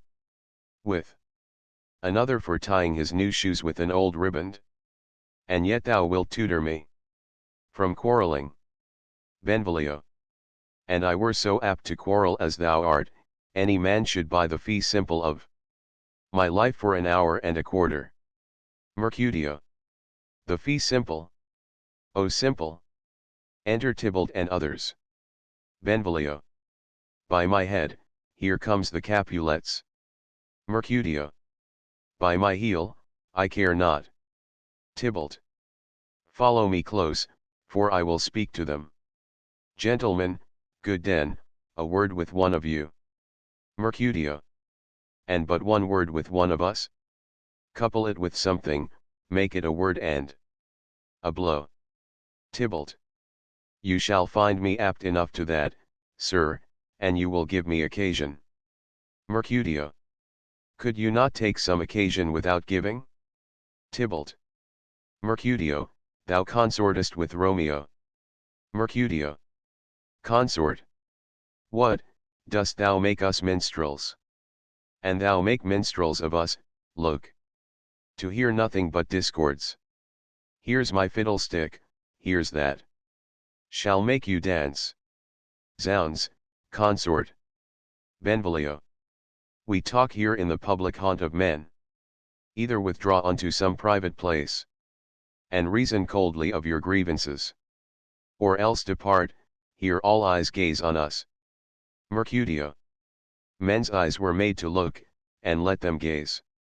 I will not budge for no man's pleasure, I. Enter Romeo. Tybalt.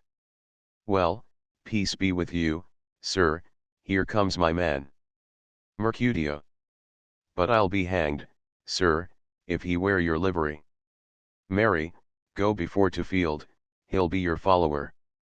Your worship in that sense may call him man. Tybalt. Romeo, the love I bear thee can afford no better term than this, thou art a villain. Romeo. Tybalt, the reason that I have to love thee doth much excuse the appertaining rage to such a greeting. Villain am I none. Therefore farewell, I see thou knowest me not. Tybalt. Boy, this shall not excuse the injuries that thou hast done me, therefore turn and draw. Romeo. I do protest I never injured thee, but love thee better than thou canst devise, till thou shalt know the reason of my love. And so good Capulet, which name I tender as dearly as mine own, be satisfied. Mercutio. O calm, dishonorable, vile submission. Draws. Alasticate carries it away. Tybalt, you rat catcher, will you walk? Tybalt. What wouldst thou have with me? Mercutio. Good king of cats, nothing but one of your 9 lives, that I mean to make bold withal, and, as you shall use me hereafter, dry beat the rest of the 8. Will you pluck your sword out of his pilcher by the ears? Make haste, lest mine be about your ears ere it be out. Tybalt. Drawing. I am for you. Romeo. Gentle Mercutio, put thy rapier up.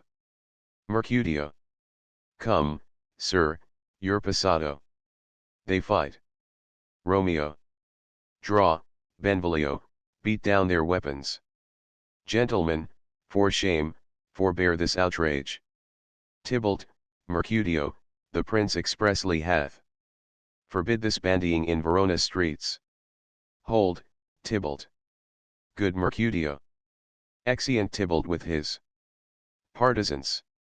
Mercutio. I am hurt. A plague go both your houses. I am sped. Is he gone, and hath nothing? Benvolio. What, art thou hurt?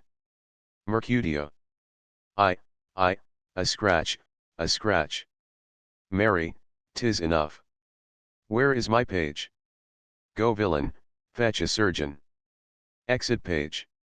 Romeo. Courage, man, the hurt cannot be much. Mercutio.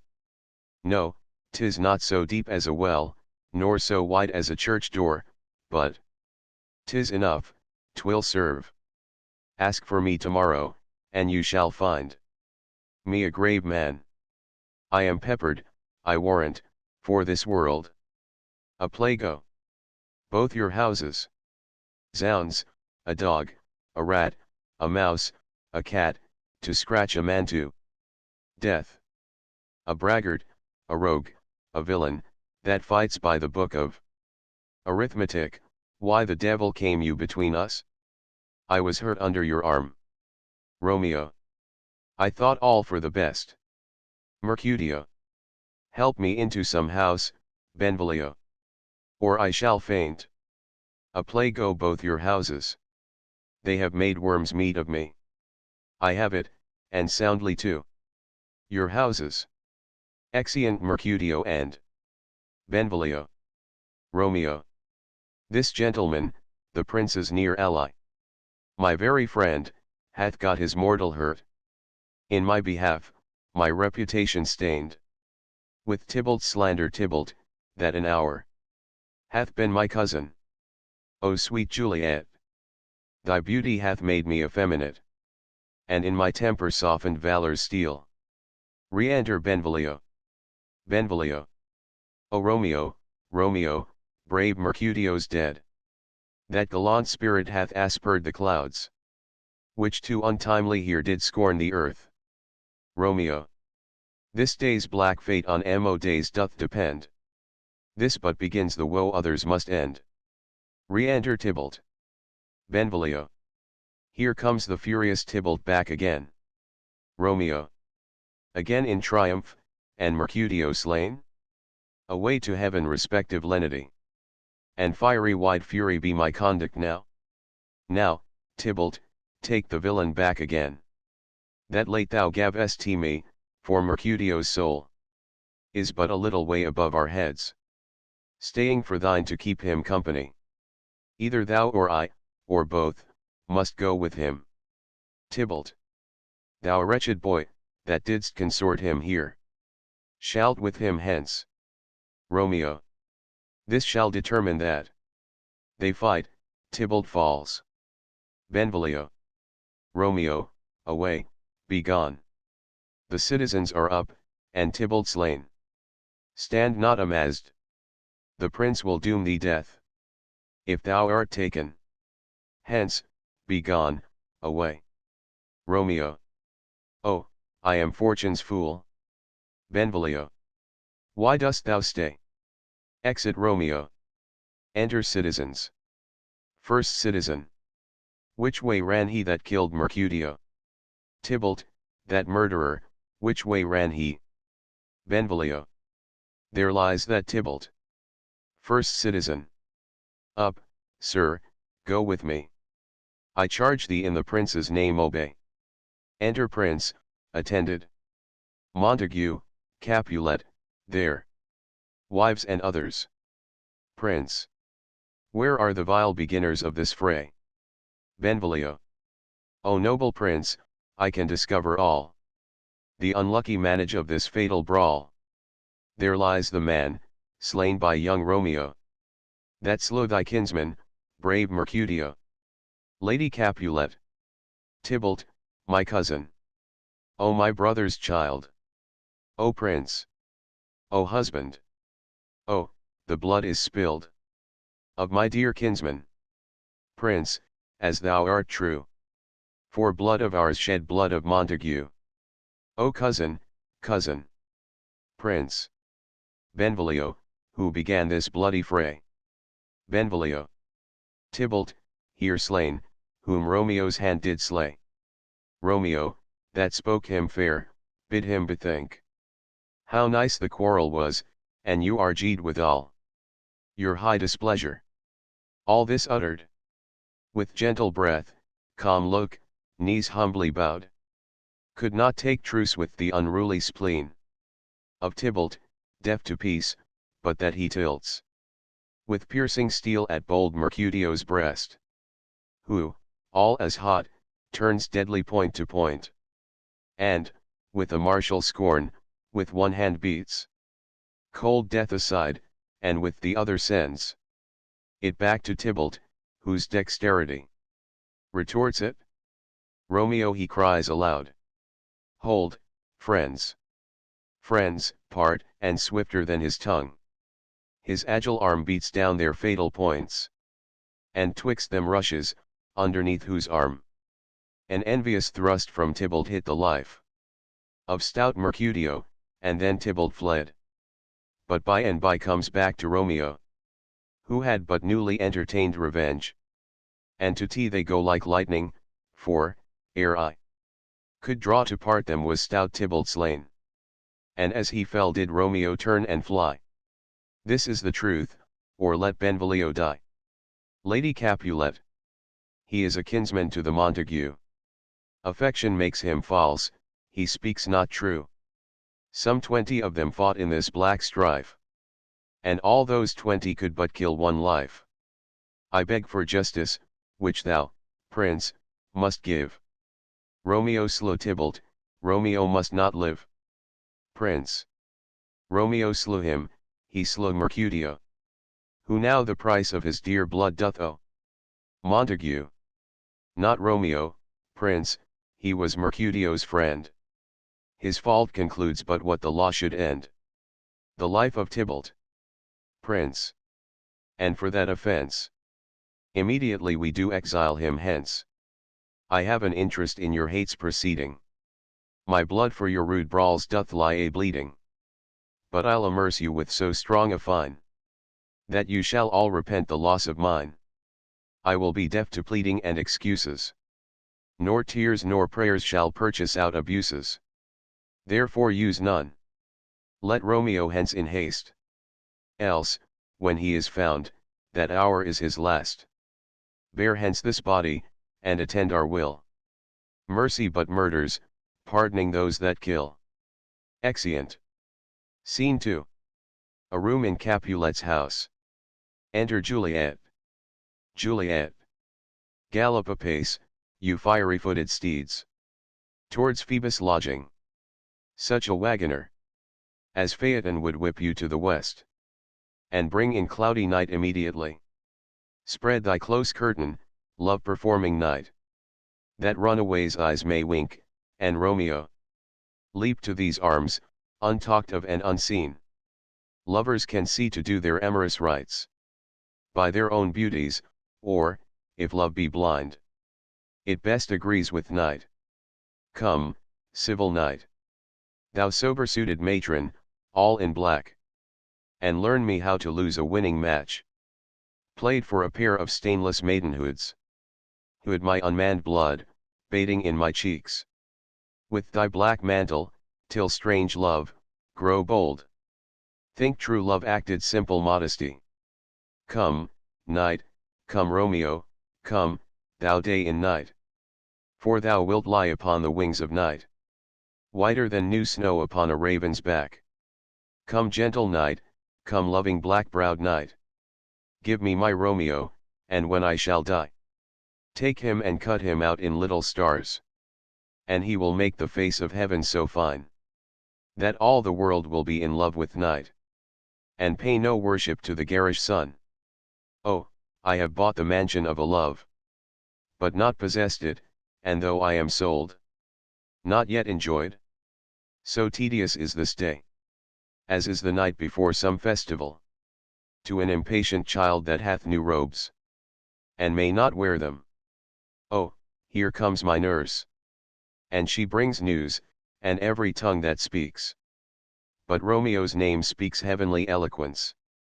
Enter nurse, with cords. Now, nurse, what news? What hast thou there? The cords that Romeo bid thee fetch? Nurse. I, the cords. Throws them down. Juliet. I me, what news? Why dost thou wring thy hands? Nurse. Ah, well a day, he's dead, he's dead, he's dead. We are undone, lady, we are undone. Alack the day, he's gone, he's killed, he's dead. Juliet. Can heaven be so envious? Nurse. Romeo can. Though heaven cannot. O Romeo, Romeo. Whoever would have thought it? Romeo. Juliet. What devil art thou, that dost torment me thus? This torture should be roared in dismal hell. Hath Romeo slain himself? Say thou but I. And that bare vowel I shall poison more than the death-darting eye of cockatrice. I am not I if there be such an eye. Or those eyes shut that make the answer I. If he be slain, say I, or if not, no. Brief sounds determine of my will or woe. Nurse. I saw the wound, I saw it with mine eyes. God save the mark, here on his manly breast. A piteous course, a bloody piteous course. Pale, pale as ashes, all bedaubed in blood. All in gore blood. I swounded at the sight. Juliet. Oh, break, my heart. Poor bankrout, break at once. To prison, eyes, ne'er look on liberty. Vile earth to earth resign, and motion here. And thou and Romeo press one heavy bier. Nurse. O Tybalt, Tybalt, the best friend I had. O courteous Tybalt, honest gentleman. That ever I should live to see thee dead. Juliet. What storm is this that blows so contrary? Is Romeo slaughtered and is Tybalt dead? My dearest cousin, and my dearer lord? Then dreadful trumpets sound the general doom. For who is living, if those two are gone? Nurse. Tybalt is gone, and Romeo banished. Romeo that killed him, he is banished. Juliet. O God! Did Romeo's hand shed Tybalt's blood? Nurse. It did, alas the day, it did. Juliet. O serpent heart, hid with a flowering face? Did ever dragon keep so fair a cave? Beautiful tyrant, fiend angelical. Dove-feathered raven, wolvish ravening lamb. Despised substance of divinest show. Just opposite to what thou justly seemest. A damned saint, an honorable villain. O nature, what hadst thou to do in hell? When thou didst bower the spirit of a fiend. In mortal paradise of such sweet flesh? Was ever book containing such vile matter? So fairly bound? Oh, that deceit should dwell in such a gorgeous palace. Nurse. There's no trust. No faith, no honesty in men. All perjured. All forsworn, all naught, all dissemblers. Ah, where's my man? Give me some aqua vitae.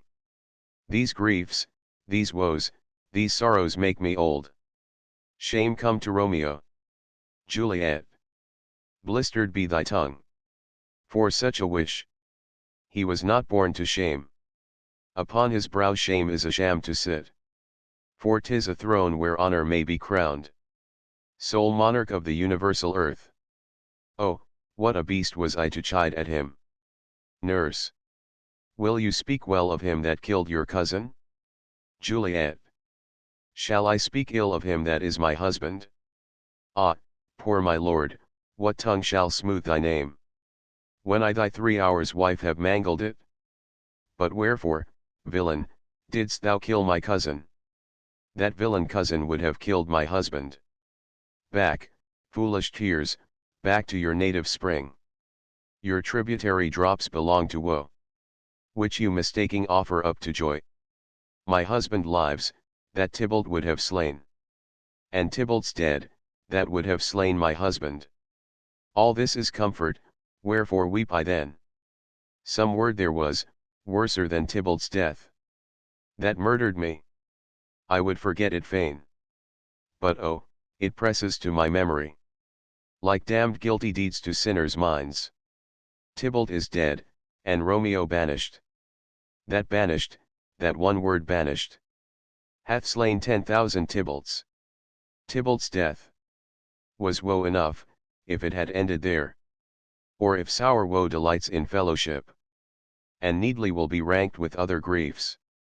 Why followed not, when she said Tybalt's dead, thy father or thy mother, nay or both? Which modern lamentation might have moved. But with a rearward following Tybalt's death, Romeo is banished to speak that word. Is father, mother, Tybalt, Romeo, Juliet, all slain, all dead. Romeo is banished. There is no end, no limit, measure, bound. In that word's death, no words can that woe sound. Where is my father and my mother, nurse? Nurse. Weeping and wailing over Tybalt's corse. Will you go to them? I will bring you thither. Juliet. Wash they his wounds with tears. Mine shall be spent, when theirs are dry, for Romeo's banishment. Take up those cords. Poor ropes, you are beguiled. Both you and I, for Romeo is exiled. He made you for a highway to my bed. But I, a maid, die maiden widowed. Come cords, come nurse, I'll to my wedding bed. And death, not Romeo, take my maidenhead. Nurse. Hie to your chamber. I'll find Romeo, to comfort you. I wot well where he is. Hark ye, your Romeo will be here at night. I'll to him, he is hid at Lawrence' cell. Juliet. Oh, find him, give this ring to my true knight, and bid him come to take his last farewell. Exeunt.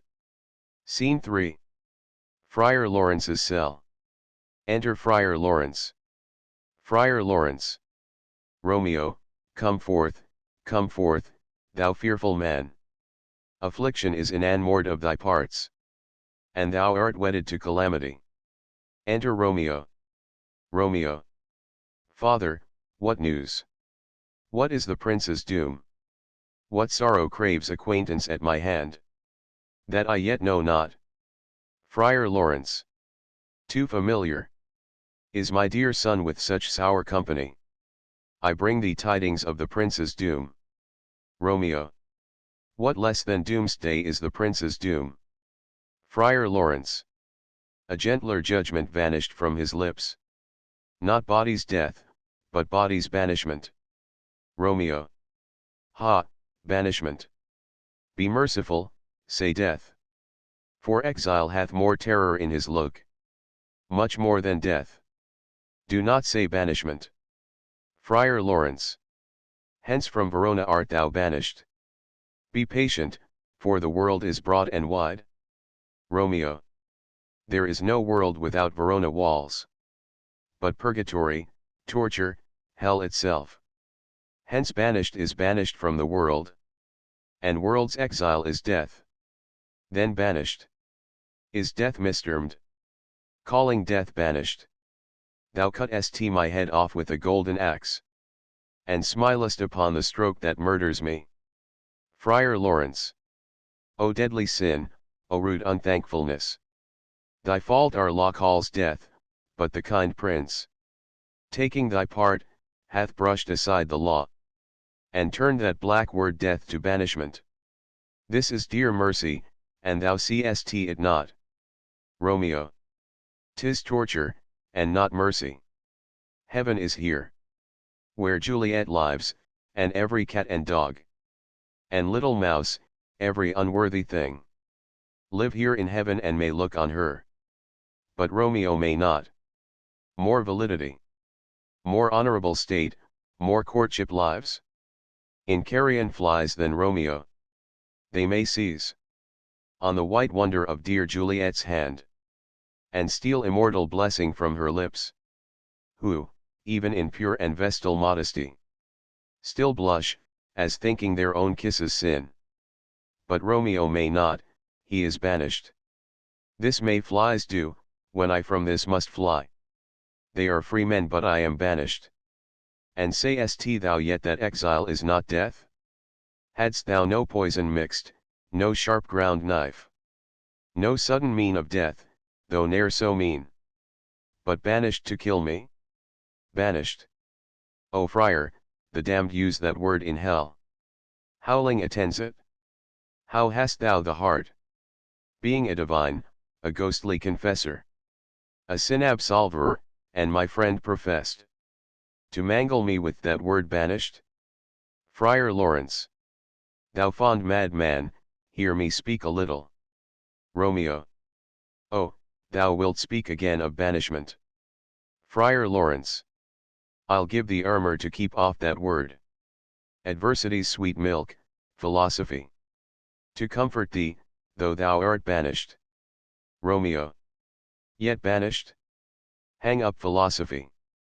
Unless philosophy can make a Juliet. Disp land a town, reverse a prince's doom. It helps not, it prevails not, talk no more. Friar Lawrence. Oh, then I see that mad men have no heirs. Romeo. How should they, when that wise men have no eyes? Friar Lawrence. Let me dispute with thee of thy estate. Romeo. Thou canst not speak of that thou dost not feel. Wert thou as young as I, Juliet thy love, an hour but married, Tybalt murdered, doting like me, and like me banished, then mightst thou speak, then mightst thou tear thy hair, and fall upon the ground as I do now, taking the measure of an unmade grave, knocking within. Friar Lawrence. Arise, one knocks. Good Romeo, hide thyself. Romeo. Not I, unless the breath of heartsick groans mist-like enfold me from the search of eyes. Knocking. Friar Lawrence. Hark, how they knock, who's there?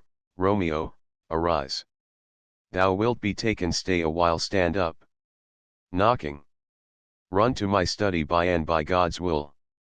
What simpleness is this? I come, I come. Knocking. Who knocks so hard? Whence come you, what's your will? Nurse. Within. Let me come in, and you shall know my errand. I come from Lady Juliet. Friar Lawrence. Welcome then. Enter nurse. Nurse. O holy friar, oh, tell me, holy friar. Where is my lady's lord, where's Romeo? Friar Lawrence. There on the ground, with his own tears made drunk. Nurse. Oh, he is even in my mistress' case. Just in her case. Oh woeful sympathy. Piteous predicament.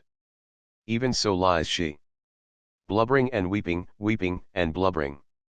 Stand up, stand, and you be a man. For Juliet's sake, for her sake, rise and stand. Why should you fall into so deep an o? Romeo. Nurse. Nurse. Ah sir, death's the end of all. Romeo. Spakest thou of Juliet? How is it with her? Doth not she think me an old murderer? Now I have stained the childhood of our joy, with blood removed but little from her own? Where is she? And how doth she? And what says my concealed lady to our cancelled love? Nurse. Oh, she says nothing, sir, but weeps and weeps. And now falls on her bed, and then starts up. And Tybalt calls, and then on Romeo cries. And then down falls again. Romeo. As if that name, shot from the deadly level of a gun, did murder her, as that name's cursed hand murdered her kinsman. Oh, tell me, friar, tell me, in what vile part of this anatomy doth my name lodge? Tell me, that I may sack the hateful mansion. Drawing his sword. Friar Lawrence. Hold thy desperate hand. Art thou a man? Thy form cries out thou art. Thy tears are womanish, thy wild acts denote the unreasonable fury of a beast. Unseemly woman in a seeming man, and ill-beseeming beast in seeming both. Thou hast amazed me. By my holy order. I thought thy disposition better tempered. Hast thou slain Tybalt? Wilt thou slay thyself? And slay thy lady, that in thy life lives? By doing damned hate upon thyself? Why railest thou on thy birth, the heaven and earth? Since birth, and heaven, and earth, all three do meet in thee at once, which thou at once wouldst lose. Fie, fie, thou shamest thy shape, thy love, thy wit, which, like a usurer, aboundest in all, and usest none in that true use indeed, which should bedeck thy shape, thy love, thy wit. Thy noble shape is but a form of wax, digressing from the valor of a man. Thy dear love sworn but hollow perjury, killing that love which thou hast vowed to cherish. Thy wit, that ornament to shape and love, misshapen in the conduct of them both, like powder in a skilless soldier's flask, is set afire by thine own ignorance, and thou dismembered with thine own defense. What, rouse thee, man? Thy Juliet is alive, for whose dear sake thou wast but lately dead. There art thou happy. Tybalt would kill thee, but thou slewest Tybalt, there art thou happy. The law that threatened death becomes thy friend, and turns it to exile, there art thou happy. A pack of blessings light upon thy back. Happiness courts thee in her best array. But like a mishaped and sullen wench, thou puttest up thy fortune and thy love. Take heed, for such die miserable. Go, get thee to thy love as was decreed. Ascend her chamber, hence and comfort her. But look thou stay not till the watch be set. For then thou canst not pass to Mantua, where thou shalt live till we can find a time to blaze your marriage, reconcile your friends, beg pardon of the prince, and call thee back, with 20,000 times more joy than thou wentest forth in lamentation. Go before, nurse. Commend me to thy lady, and bid her hasten all the house to bed, which heavy sorrow makes them apt unto. Romeo is coming. Nurse. O Lord, I could have stayed here all the night, to hear good counsel. Oh, what learning is! My lord, I'll tell my lady you will come. Romeo. Do so, and bid my sweet prepare to chide. Nurse. Here sir, a ring she bid me give you, sir.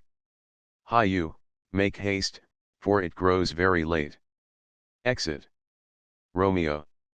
How well my comfort is revived by this. Friar Lawrence. Go hence, good night, and here stands all your state. Either be gone before the watch be set, or by the break of day disguised from hence. Sojourn in Mantua. I'll find out your man, and he shall signify from time to time every good hap to you that chances here. Give me thy hand, 'tis late, farewell, good night. Romeo. But that a joy past joy calls out on me. It were a grief so brief to part with thee. Farewell. Exeunt. Scene 4. A room in Capulet's house. Enter Capulet, Lady Capulet and Paris. Capulet. Things have fallen out, sir, so unluckily, that we have had no time to move our daughter. Look you, she loved her kinsman Tybalt dearly. And so did I. Well, we were born to die. 'Tis very late, she'll not come down tonight. I promise you, but for your company, I would have been abed an hour ago. Paris. These times of woe afford no tune to woo. Madam, good night. Commend me to your daughter. Lady Capulet. I will, and know her mind early tomorrow. Tonight she's mewed up to her heaviness. Capulet. Sir Paris, I will make a desperate tender of my child's love. I think she will be ruled in all respects by me, nay more, I doubt it not. Wife, go you to her ere you go to bed. Acquaint her here of my son Paris' love. And bid her, mark you me, on Wednesday next. But, soft, what day is this? Paris. Monday, my lord. Capulet. Monday. Ha, ha. Well, Wednesday is too soon. A Thursday let it be, a Thursday, tell her. She shall be married to this noble earl. Will you be ready? Do you like this haste? We'll keep no great ado a friend or two. For, hark you, Tybalt being slain so late. It may be thought we held him carelessly. Being our kinsman, if we revel much. Therefore we'll have some half a dozen friends. And there an end. But what say you to Thursday? Paris. My lord, I would that Thursday were tomorrow. Capulet. Well, get you gone. A Thursday be it then. Go you to Juliet ere you go to bed. Prepare her, wife, against this wedding day. Farewell, my lord, light to my chamber, ho. Afore me, it is so very very late that we may call it early by and by. Good night. Exeunt. Scene V. An open gallery to Juliet's chamber, overlooking the garden. Enter Romeo and Juliet. Juliet. Wilt thou be gone? It is not yet near day. It was the nightingale, and not the lark, that pierced the fearful hollow of thine ear. Nightly she sings on yond pomegranate tree. Believe me, love, it was the nightingale. Romeo. It was the lark, the herald of the morn. No nightingale. Look, love, what envious streaks do lace the severing clouds in yonder east. Night's candles are burnt out, and jocund day stands tiptoe on the misty mountain tops. I must be gone and live, or stay and die. Juliet. Yond light is not daylight, I know it, it is some meteor that the sun exhales. To be to thee this night a torch-bearer, and light thee on thy way to Mantua. Therefore stay yet, thou needest not to be gone. Romeo. Let me be ta'en, let me be put to death. I am content, so thou wilt have it so. I'll say yon grey is not the morning's eye. 'Tis but the pale reflex of Cynthia's brow. Nor that is not the lark whose notes do beat the vaulty heaven so high above our heads. I have more care to stay than will to go. Come, death, and welcome. Juliet wills it so. How is tea, my soul? Let's talk. It is not day. Juliet. It is, it is. Hie hence, be gone, away.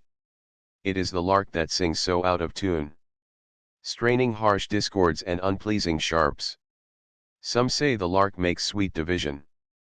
This doth not so, for she divide thus. Some say the lark and loathed toad change eyes. Oh, now I would they had changed voices too.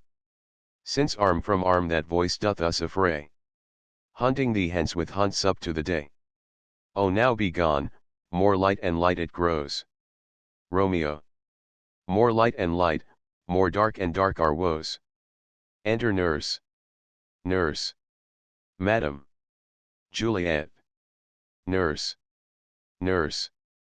Your lady mother is coming to your chamber. The day is broke, be wary, look about. Exit. Juliet. Then, window, let day in, and let life out. Romeo. Farewell, farewell, one kiss, and I'll descend. Descends. Juliet. Art thou gone so? Love, lord, I husband, friend. I must hear from thee every day in the hour.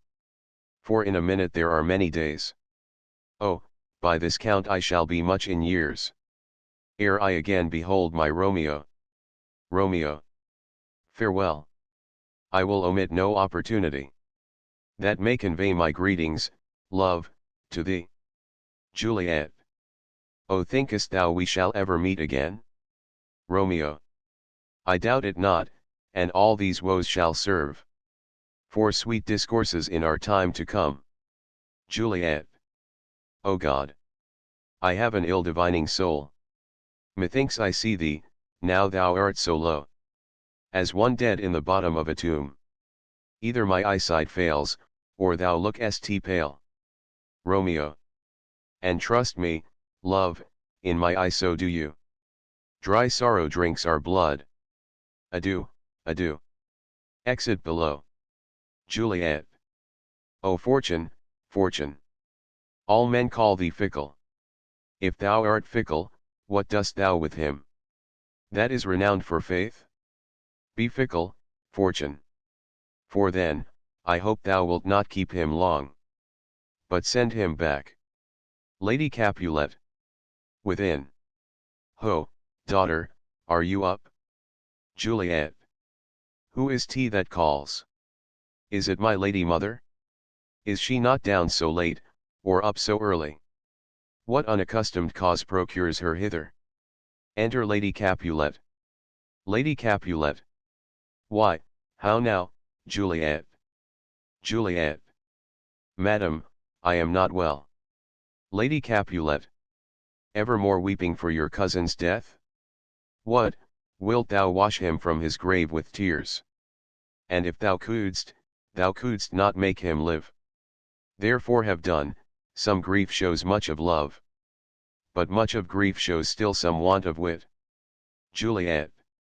Yet let me weep for such a feeling loss. Lady Capulet. So shall you feel the loss, but not the friend which you weep for. Juliet. Feeling so the loss, I cannot choose but ever weep the friend. Lady Capulet.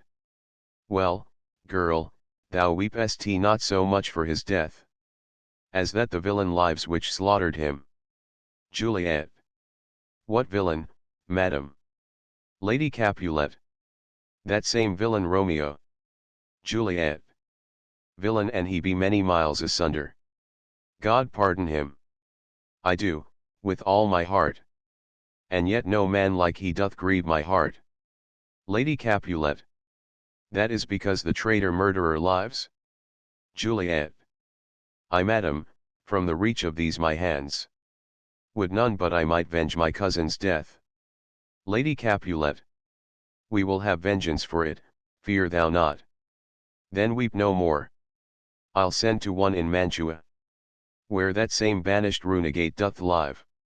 Shall give him such an unaccustomed dram, that he shall soon keep Tybalt company. And then I hope thou wilt be satisfied. Juliet. Indeed I never shall be satisfied with Romeo till I behold him dead. Is my poor heart so for a kinsman vexed? Madam, if you could find out but a man to bear a poison, I would temper it, that Romeo should upon receipt thereof soon sleep in quiet. Oh, how my heart abhors to hear him nommed, and cannot come to him, to wreak the love I bore my cousin upon his body that hath slaughtered him. Lady Capulet. Find thou the means, and I'll find such a man. But now I'll tell thee joyful tidings, girl. Juliet. And joy comes well in such a needy time. What are they, I beseech your ladyship? Lady Capulet. Well, well, thou hast a careful father, child. One who to put thee from thy heaviness hath sorted out a sudden day of joy, that thou expects not, nor I look not for. Juliet. Madam, in happy time, what day is that? Lady Capulet. Marry, my child, early next Thursday morn. The gallant, young, and noble gentleman, the County Paris, at St. Peter's Church, shall happily make thee there a joyful bride. Juliet. Now by St. Peter's Church, and Peter too, he shall not make me there a joyful bride. I wonder at this haste, that I must wed, ere he that should be husband comes to woo. I pray you tell my lord and father, madam, I will not marry yet, and when I do, I swear, it shall be Romeo, whom you know I hate, rather than Paris. These are news indeed. Lady Capulet. Here comes your father, tell him so yourself. And see how he will take it at your hands. Enter Capulet and Nurse. Capulet. When the sun sets, the air doth drizzle dew. But for the sunset of my brother's son, it rains downright. How now? A conduit, girl. What, still in tears? Evermore showering? In one little body. Thou counterfeits a bark, a sea, a wind. For still thy eyes, which I may call the sea, do ebb and flow with tears, the bark thy body is. Sailing in this salt flood, the winds, thy sighs. Who raging with thy tears and they with them, without a sudden calm will overset thy tempest-tossed body. How now, wife? Have you delivered to her our decree? Lady Capulet. Ay, sir, but she will none, she gives you thanks. I would the fool were married to her grave. Capulet. Soft. Take me with you, wife. How, will she none? Doth she not give us thanks? Is she not proud? Doth she not count her blessed? Unworthy as she is, that we have wrought so worthy a gentleman to be her bridegroom. Juliet. Not proud you have, but thankful that you have. Proud can I never be of what I hate, but thankful even for hate that is meant love. Capulet. How now, chopped logic. What is this? Proud, and, I thank you, and I thank you not. And yet not proud? Mistress minion you. Thank me no thankings, nor proud me no prouds. But fettle your fine joints gainst Thursday next, to go with Paris to St. Peter's Church. Or I will drag thee on a hurdle thither. Out, you green sickness carrion. Out, you baggage. You tallow face. Lady Capulet. Fie, fie. What, are you mad? Juliet. Good father, I beseech you on my knees. Hear me with patience but to speak a word. Capulet. Hang thee young baggage, disobedient wretch. I tell thee what get thee to church a Thursday. Or never after look me in the face. Speak not, reply not, do not answer me. My fingers itch. Wife, we scarce thought us blessed, that God had lent us but this only child. But now I see this one is one too much, and that we have a curse in having her. Out on her, Hilding. Nurse. God in heaven bless her. You are to blame, my lord, to rate her so. Capulet. And why, my lady Wisdom? Hold your tongue. Good Prudence, smatter with your gossips, go. Nurse. I speak no treason. Capulet. O God ye good N. Nurse. May not one speak? Capulet. Peace, you mumbling fool. Utter your gravity o'er a gossip's bowl. For here we need it not. Lady Capulet. You are too hot. Capulet. God's bread, it makes me mad. Day, night, hour, ride, time, work, play. Alone, in company, still my care hath been to have her matched, and having now provided a gentleman of noble parentage, of fair demesnes, youthful, and nobly allied, stuffed, as they say, with honorable parts, proportioned as one's thought would wish a man, and then to have a wretched puling fool, a whining mammet, in her fortune's tender, to answer, I'll not wed, I cannot love. I am too young, I pray you pardon me. But, an you will not wed, I'll pardon you. Graze where you will, you shall not house with me. Look to tea, think on tea, I do not use to jest. Thursday is near, lay hand on heart, advise. An you be mine, I'll give you to my friend. An you be not, hang, beg, starve, die in the streets. For by my soul, I'll ne'er acknowledge thee. Nor what is mine shall never do thee good. Trust to tea, bethink you, I'll not be forsworn. Exit. Juliet. Is there no pity sitting in the clouds, that sees into the bottom of my grief? O sweet my mother, cast me not away. Delay this marriage for a month, a week. Or, if you do not, make the bridal bed in that dim monument where Tybalt lies. Lady Capulet. Talk not to me, for I'll not speak a word. Do as thou wilt, for I have done with thee. Exit. Juliet. O God! O nurse, how shall this be prevented? My husband is on earth, my faith in heaven. How shall that faith return again to earth, unless that husband send it me from heaven? By leaving earth? Comfort me, counsel me. Alack, alack, that heaven should practice stratagems upon so soft a subject as myself. What sayest thou? Hast thou not a word of joy? Some comfort, nurse. Nurse. Faith, here it is. Romeo is banished, and all the world to nothing. That he dares ne'er come back to challenge you. Or if he do, it needs must be by stealth. Then, since the case so stands as now it doth, I think it best you married with the county.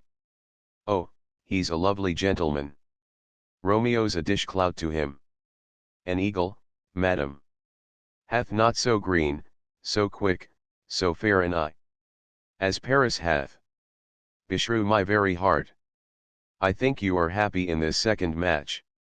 For it excels your first, or if it did not, your first is dead, or 'twere as good he were, as living here and you no use of him. Juliet. Speakest thou from thy heart? Nurse. And from my soul too. Or else beshrew them both. Juliet.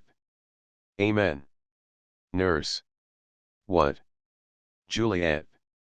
Well, thou hast comforted me marvellous much.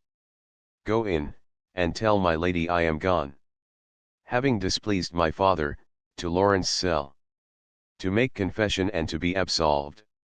Nurse. Marry, I will, and this is wisely done. Exit. Juliet. Ancient damnation! O most wicked fiend! Is it more sin to wish me thus forsworn?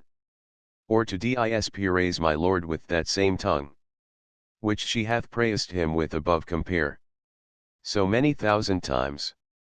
Go, counsellor! Thou and my bosom henceforth shall be twain. I'll to the friar to know his remedy. If all else fail, myself have power to die. Exit. Act 4. Scene I. Friar Lawrence's cell. Enter Friar Lawrence and Paris.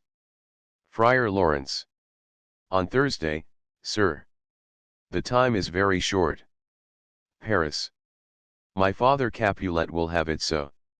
And I am nothing slow to slack his haste. Friar Lawrence. You say you do not know the lady's mind. Uneven is the course, I like it not. Paris. Immoderately she weeps for Tybalt's death. And therefore have I little talked of love. For Venus smiles not in a house of tears. Now, sir, her father counts it dangerous, that she do give her sorrow so much sway.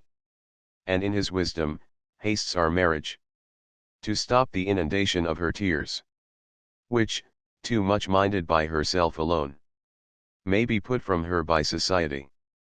Now do you know the reason of this haste? Friar Lawrence. Aside. I would I knew not why it should be slowed. Look, sir, here comes the lady toward my cell. Enter Juliet. Paris. Happily met, my lady and my wife. Juliet. That may be, sir, when I may be a wife. Paris. That may be, must be, love, on Thursday next. Juliet. What must be shall be. Friar Lawrence. That's a certain text. Paris. Come you to make confession to this father? Juliet. To answer that, I should confess to you. Paris. Do not deny to him that you love me. Juliet. I will confess to you that I love him. Paris. So will ye, I am sure, that you love me. Juliet. If I do so, it will be of more price. Being spoke behind your back than to your face. Paris. Poor soul, thy face is much abused with tears. Juliet. The tears have got small victory by that. For it was bad enough before their spite. Paris. Thou wrongest it more than tears with that report. Juliet. That is no slander, sir, which is a truth. And what I spake it to my face. Paris. Thy face is mine, and thou hast slandered it? Juliet. It may be so, for it is not mine own. Are you at leisure, Holy Father, now? Or shall I come to you at evening mass? Friar Lawrence. My leisure serves me, pensive daughter, now. My lord, we must entreat the time alone. Paris. God shield I should disturb devotion. Juliet, on Thursday early will I rouse yet. Till then, adieu, and keep this holy kiss. Exit. Juliet. Oh, shut the door, and when thou hast done so, come weep with me, past hope, past cure, past help. Friar Lawrence. O Juliet, I already know thy grief. It strains me past the compass of my wits. I hear thou must, and nothing may prorogue it. On Thursday next be married to this county. Juliet. Tell me not, friar, that thou hearest of this. Unless thou tell me how I may prevent it? If in thy wisdom, thou canst give no help, do thou but call my resolution wise. And with this knife I'll help it presently. God joined my heart and Romeo's, thou our hands. And ere this hand, by thee to Romeo's sealed, shall be the label to another deed. Or my true heart with treacherous revolt turn to another, this shall slay them both. Therefore, out of thy long experient time, give me some present counsel, or behold, twixt my extremes and me this bloody knife shall play the empire, arbitrating that which the commission of thy years and art could to no issue of true honor bring. Be not so long to speak. I long to die. If what thou speakest speak not of remedy. Friar Lawrence. Hold, daughter. I do spy a kind of hope, which craves as desperate an execution, as that is desperate which we would prevent. If, rather than to marry County Paris, thou hast the strength of will to slay thyself, then is it likely thou wilt undertake a thing like death to chide away the shame that copst with death himself to scape from it. And if thou darst, I'll give thee remedy. Juliet. Oh, bid me leap, rather than marry Paris, from off the battlements of yonder tower, or walk in thievish ways, or bid me lurk where serpents are, chain me with roaring bears, or hide me nightly in a charnel house, or covered quite with dead men's rattling bones, with reeky shanks and yellow chapless skulls, or bid me go into a new-made grave, and hide me with a dead man in his shroud. Things that, to hear them told, have made me tremble. And I will do it without fear or doubt, to live an unstained wife to my sweet love. Friar Lawrence. Hold then. Go home, be merry, give consent to marry Paris.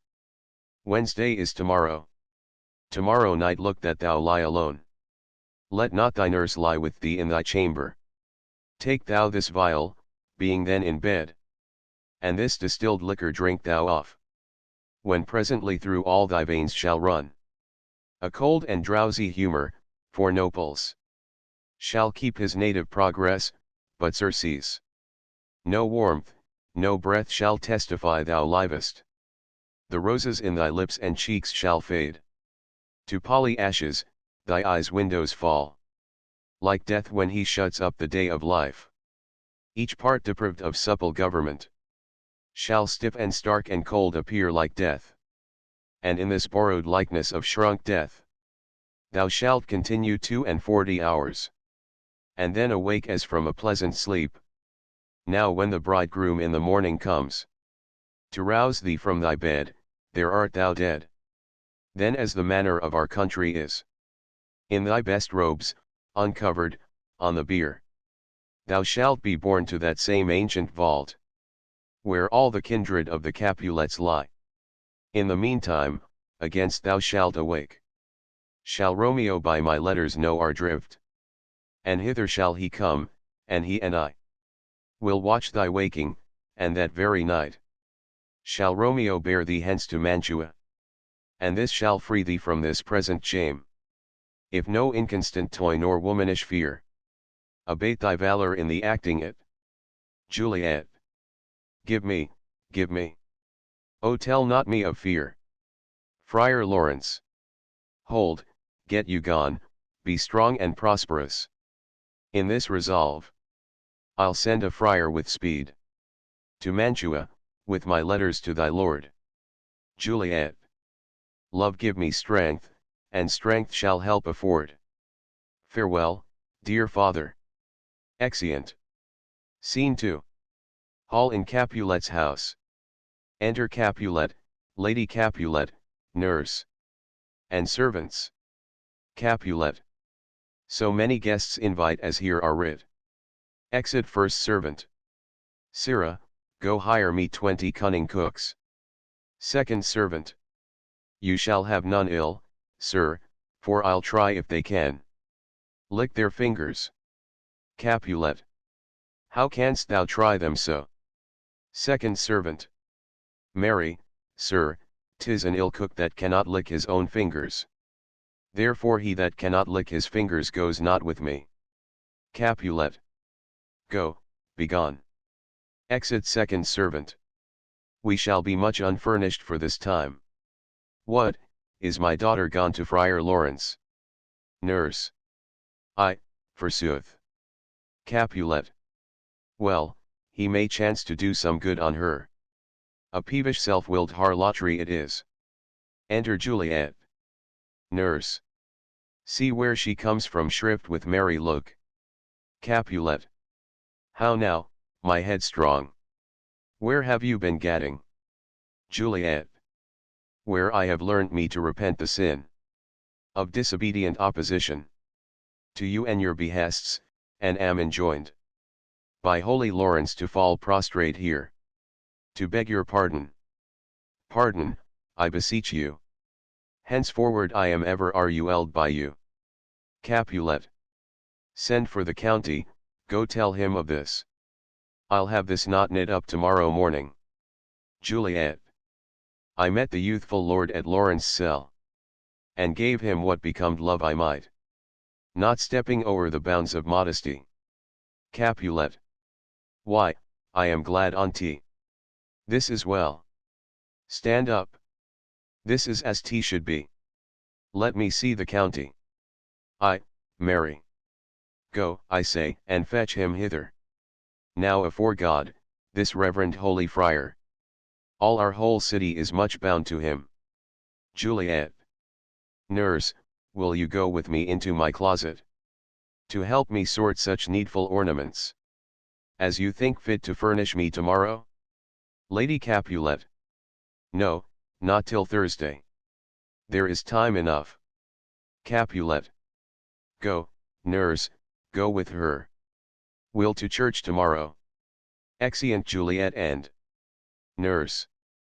Lady Capulet. We shall be short in our provision. 'Tis now near night. Capulet. Tush, I will stir about, and all things shall be well. I warrant thee, wife. Go thou to Juliet, help to deck up her. I'll not to bed tonight, let me alone. I'll play the housewife for this once what, ho. They are all forth, well, I will walk myself to County Paris, to prepare him up against tomorrow. My heart is wondrous light, since this same wayward girl is so reclaimed. Exeunt. Scene 3. Juliet's chamber. Enter Juliet and Nurse. Juliet. Those attires are best. But, gentle nurse, I pray thee leave me to myself tonight. For I have need of many orisons, to move the heavens to smile upon my state. Which, well thou knowest, is cross and full of sin. Enter Lady Capulet. Lady Capulet. What, are you busy, ho? Need you my help? Juliet. No, madam, we have culled such necessaries as are behoveful for our state tomorrow. So please you, let me now be left alone. And let the nurse this night sit up with you. For I am sure you have your hands full all in this so sudden business. Lady Capulet. Good night. Get thee to bed and rest, for thou hast need. Exeunt Lady Capulet and Nurse. Juliet. Farewell. God knows when we shall meet again. I have a faint cold fear thrills through my veins, that almost freezes up the heat of life. I'll call them back again to comfort me. Nurse, what should she do here? My dismal scene I needs must act alone. Come, Viol. What if this mixture do not work at all? Shall I be married then tomorrow morning? No, no. This shall forbid it. Lie thou there. Laying down her dagger. What if it be a poison, which the friar subtly hath ministered to have me dead?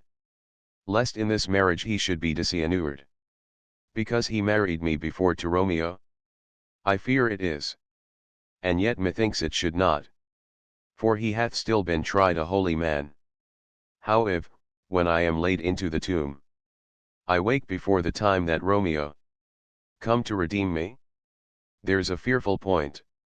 Shall I not then be stifled in the vault, to whose foul mouth no healthsome air breathes in, and there die strangled ere my Romeo comes? Or, if I live, is it not very like the horrible conceit of death and night, together with the terror of the place, as in a vault, an ancient receptacle, where for this many hundred years the bones of all my buried ancestors are packed, where bloody Tybalt, yet but green in earth, lies festering in his shroud, where, as they say, at some hours in the night spirits resort. Alack, alack, is it not like that I, so early waking, what with loathsome smells, and shrieks like mandrakes torn out of the earth, that living mortals, hearing them, run mad? Oh, if I wake, shall I not be distraught, environed with all these hideous fears, and madly play with my forefathers' joints, and pluck the mangled Tybalt from his shroud? And, in this rage, with some great kinsman's bone, as with a club, dash out my desperate brains? Oh look, methinks I see my cousin's ghost, seeking out Romeo that did spit his body upon a rapier's point. Stay, Tybalt, stay. Romeo, Romeo, Romeo, here's drink. I drink to thee. Throws herself on the bed. Scene 4. Hall in Capulet's house. Enter Lady Capulet and Nurse. Lady Capulet. Hold, take these keys and fetch more spices, nurse. Nurse. They call for dates and quinces in the pastry. Enter Capulet. Capulet. Come, stir, stir, stir. The second cock hath crowed. The curfew bell hath rung, 'tis 3 o'clock. Look to the bocked meats, good Angelica. Spare not for cost. Nurse. Go, you cot queen, go. Get you to bed, Faith, you'll be sick tomorrow. For this night's watching. Capulet. No, not a whit. What? I have watched ere now. All night for lesser cause, and ne'er been sick. Lady Capulet. Ay, you have been a mouse hunt in your time. But I will watch you from such watching now. Exeunt Lady Capulet and Nurse. Capulet. A jealous hood, a jealous hood. Enter servants, with spits, logs and baskets. Now, fellow, what's there? First servant. Things for the cook, sir, but I know not what. Capulet. Make haste, make haste. Exit first servant. Sirrah, fetch drier logs. Call Peter, he will show thee where they are. Second servant. I have a head, sir, that will find out logs. And never trouble Peter for the matter. Exit. Capulet. Mass and well said, a merry whoreson, ha! Thou shalt be loggerhead, good faith, 'tis day. The county will be here with music straight. For so he said he would. I hear him near. Play music. Nurse. Wife. What, ho! What, nurse, I say. Re-enter nurse. Go waken Juliet, go and trim her up. I'll go and chat with Paris. Hi, make haste. Make haste, the bridegroom he is come already. Make haste, I say. Exeunt. Scene V. Juliet's chamber, Juliet on the bed. Enter nurse. Nurse. Mistress. What, mistress? Juliet. Fast, I warrant her, she. Why, lamb, why, lady, fie, you slug abed. Why, love, I say. Madam. Sweetheart. Why, bride. What, not a word. You take your pennyworths now. Sleep for a week, for the next night, I warrant. The county Paris hath set up his rest. That you shall rest but little. God forgive me. Marry and amen. How sound is she asleep? I needs must wake her. Madam, madam, madam. I, let the county take you in your bed. He'll fright you up, I faith. Will it not be? What, dressed, and in your clothes, and down again. I must needs wake you. Lady. Lady. Lady. Alas, alas. Help, help. My lady's dead. Oh, well a day that ever I was born. Some aquavitae, ho. My lord. My lady. Enter Lady Capulet. Lady Capulet. What noise is here? Nurse. O lamentable day. Lady Capulet. What is the matter? Nurse. Look, look. O heavy day. Lady Capulet. O me, O me.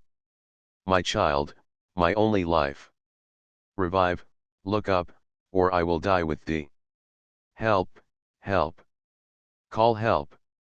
Enter Capulet. Capulet. For shame, bring Juliet forth, her lord is come. Nurse. She's dead, deceased, she's dead, alack the day. Lady Capulet. Alack the day, she's dead, she's dead, she's dead.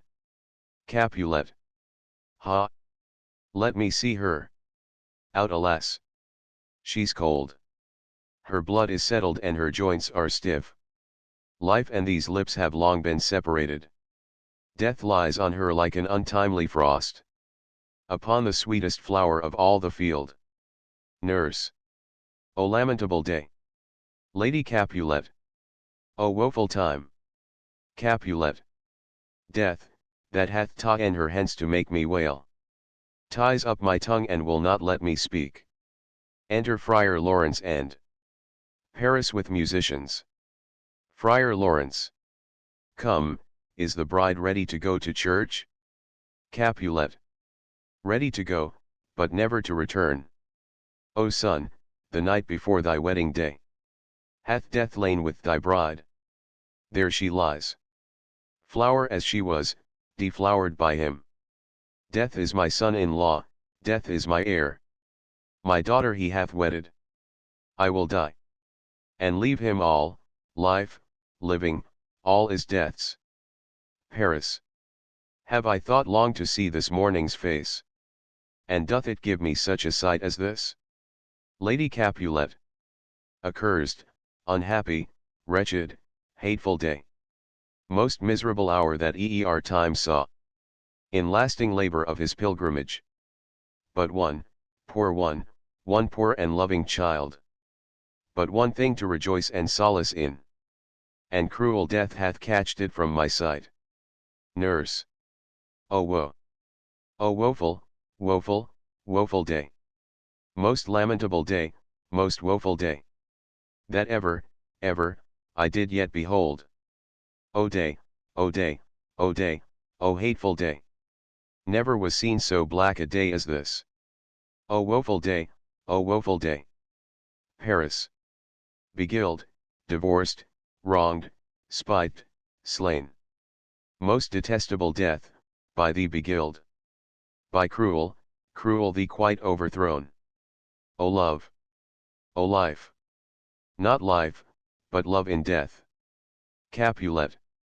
Despised, distressed, hated, martyred, killed. Uncomfortable time, why camest thou now? To murder our solemnity? O child! O child! My soul, and not my child. Dead art thou. Alack, my child is dead. And with my child my joys are buried. Friar Lawrence. Peace, ho, for shame. Confusions cure lives not. In these confusions, heaven and yourself had part in this fair maid, now heaven hath all. And all the better is it for the maid. Your part in her you could not keep from death. But heaven keeps his part in eternal life. The most you sought was her promotion. For 'twas your heaven she should be advanced. And weep ye now, seeing she is advanced above the clouds, as high as heaven itself? Oh, in this love, you love your child so ill, that you run mad, seeing that she is well. She's not well married that lives married long. But she's best married that dies married young. Dry up your tears, and stick your rosemary on this fair corse, and, as the custom is, and in her best array bear her to church. For though fond nature bids us all lament, yet nature's tears are reason's merriment. Capulet. All things that we ordain festival turn from their office to black funeral. Our instruments to melancholy bells. Our wedding cheer to a sad burial feast. Our solemn hymns to sullen dirges change. Our bridal flowers serve for a buried corse. And all things change them to the contrary. Friar Lawrence. Sir, go you in, and, madam, go with him. And go, Sir Paris, everyone prepare to follow this fair course unto her grave. The heavens do lower upon you for some ill. Move them no more by crossing their high will. Exeunt Capulet, Lady Capulet, Paris. And Friar. First Musician. Faith, we may put up our pipes and be gone. Nurse. Honest good fellows, ah, put up, put up. For well you know this is a pitiful case. First Musician. I, by my troth, the case may be amended. Exit Nurse. Enter Peter. Peter. Musicians, oh, musicians, heart's ease. Heart's ease, oh, and you will have me live, play. Heart's ease. First Musician. Why heart's ease? Peter. O musicians, because my heart itself plays my heart is full. Oh play me some merry dump to comfort me. First Musician. Not a dump 'tis no time to play now. Peter. You will not then? First Musician. No. Peter. I will then give it you soundly. First musician. What will you give us? Peter. No money, on my faith, but the gleek. I will give you the minstrel. First musician. Then will I give you the serving creature. Peter. Then will I lay the serving creature's dagger on your pate. I will carry. No crotchets. I'll re you, I'll fa you. Do you note me? First musician. And you're us and fa us, you note us. Second musician. Pray you put up your dagger, and put out your wit. Peter.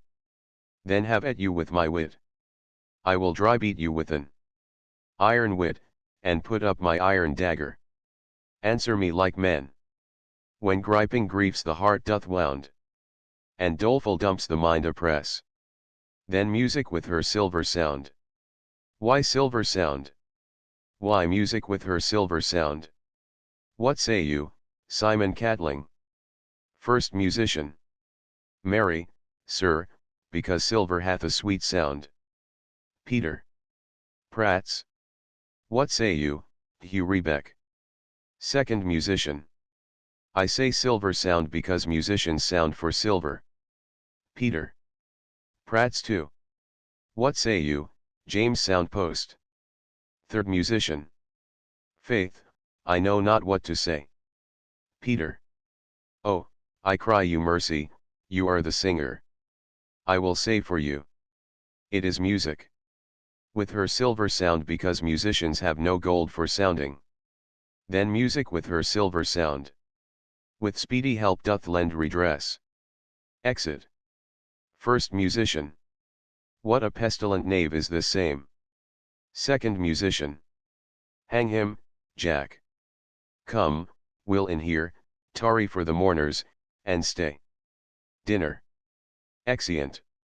Act B. Scene I Mantua. A street. Enter Romeo. Romeo. If I may trust the flattering eye of sleep, my dreams presage some joyful news at hand.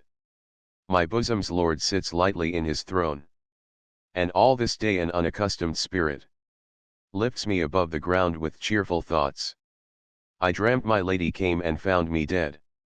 Strange dream, that gives a dead man leave to think, and breathed such life with kisses in my lips, that I revived, and was an emperor. Ah me, how sweet is love itself possessed, when but love's shadows are so rich in joy. Enter Balthasar. News from Verona. How now, Balthasar? Dost thou not bring me letters from the friar? How doth my lady? Is my father well? How fares my Juliet? That I ask again. For nothing can be ill if she be well. Balthasar. Then she is well, and nothing can be ill. Her body sleeps in Capel's monument, and her immortal part with angels' lives. I saw her laid low in her kindred's vault, and presently took post to tell it you. Oh, pardon me for bringing these ill news, since you did leave it for my office, sir. Romeo. Is it even so? Then I defy you, stars. Thou knowest my lodging. Get me ink and paper, and hire post horses. I will hence tonight. Balthasar. I do beseech you, sir, have patience. Your looks are pale and wild, and do import some misadventure. Romeo. Tush, thou art deceived. Leave me, and do the thing I bid thee do. Hast thou no letters to me from the friar? Balthasar. No, my good lord. Romeo. No matter. Get thee gone, and hire those horses. I'll be with thee straight. Exit Balthasar. Well, Juliet, I will lie with thee tonight. Let's see for means. O mischief, thou art swift to enter in the thoughts of desperate men. I do remember an apothecary, and hereabouts he dwells, which late I noted. In tattered weeds, with overwhelming brows, culling of simples, meager were his looks. Sharp misery had worn him to the bones. and in his needy shop a tortoise hung, an alligator stuffed, and other skins of ill-shaped fishes, and about his shelves a beggarly account of empty boxes, green earthen pots, bladders, and musty seeds, remnants of packed thread, and old cakes of roses, were thinly scattered, to make up a show.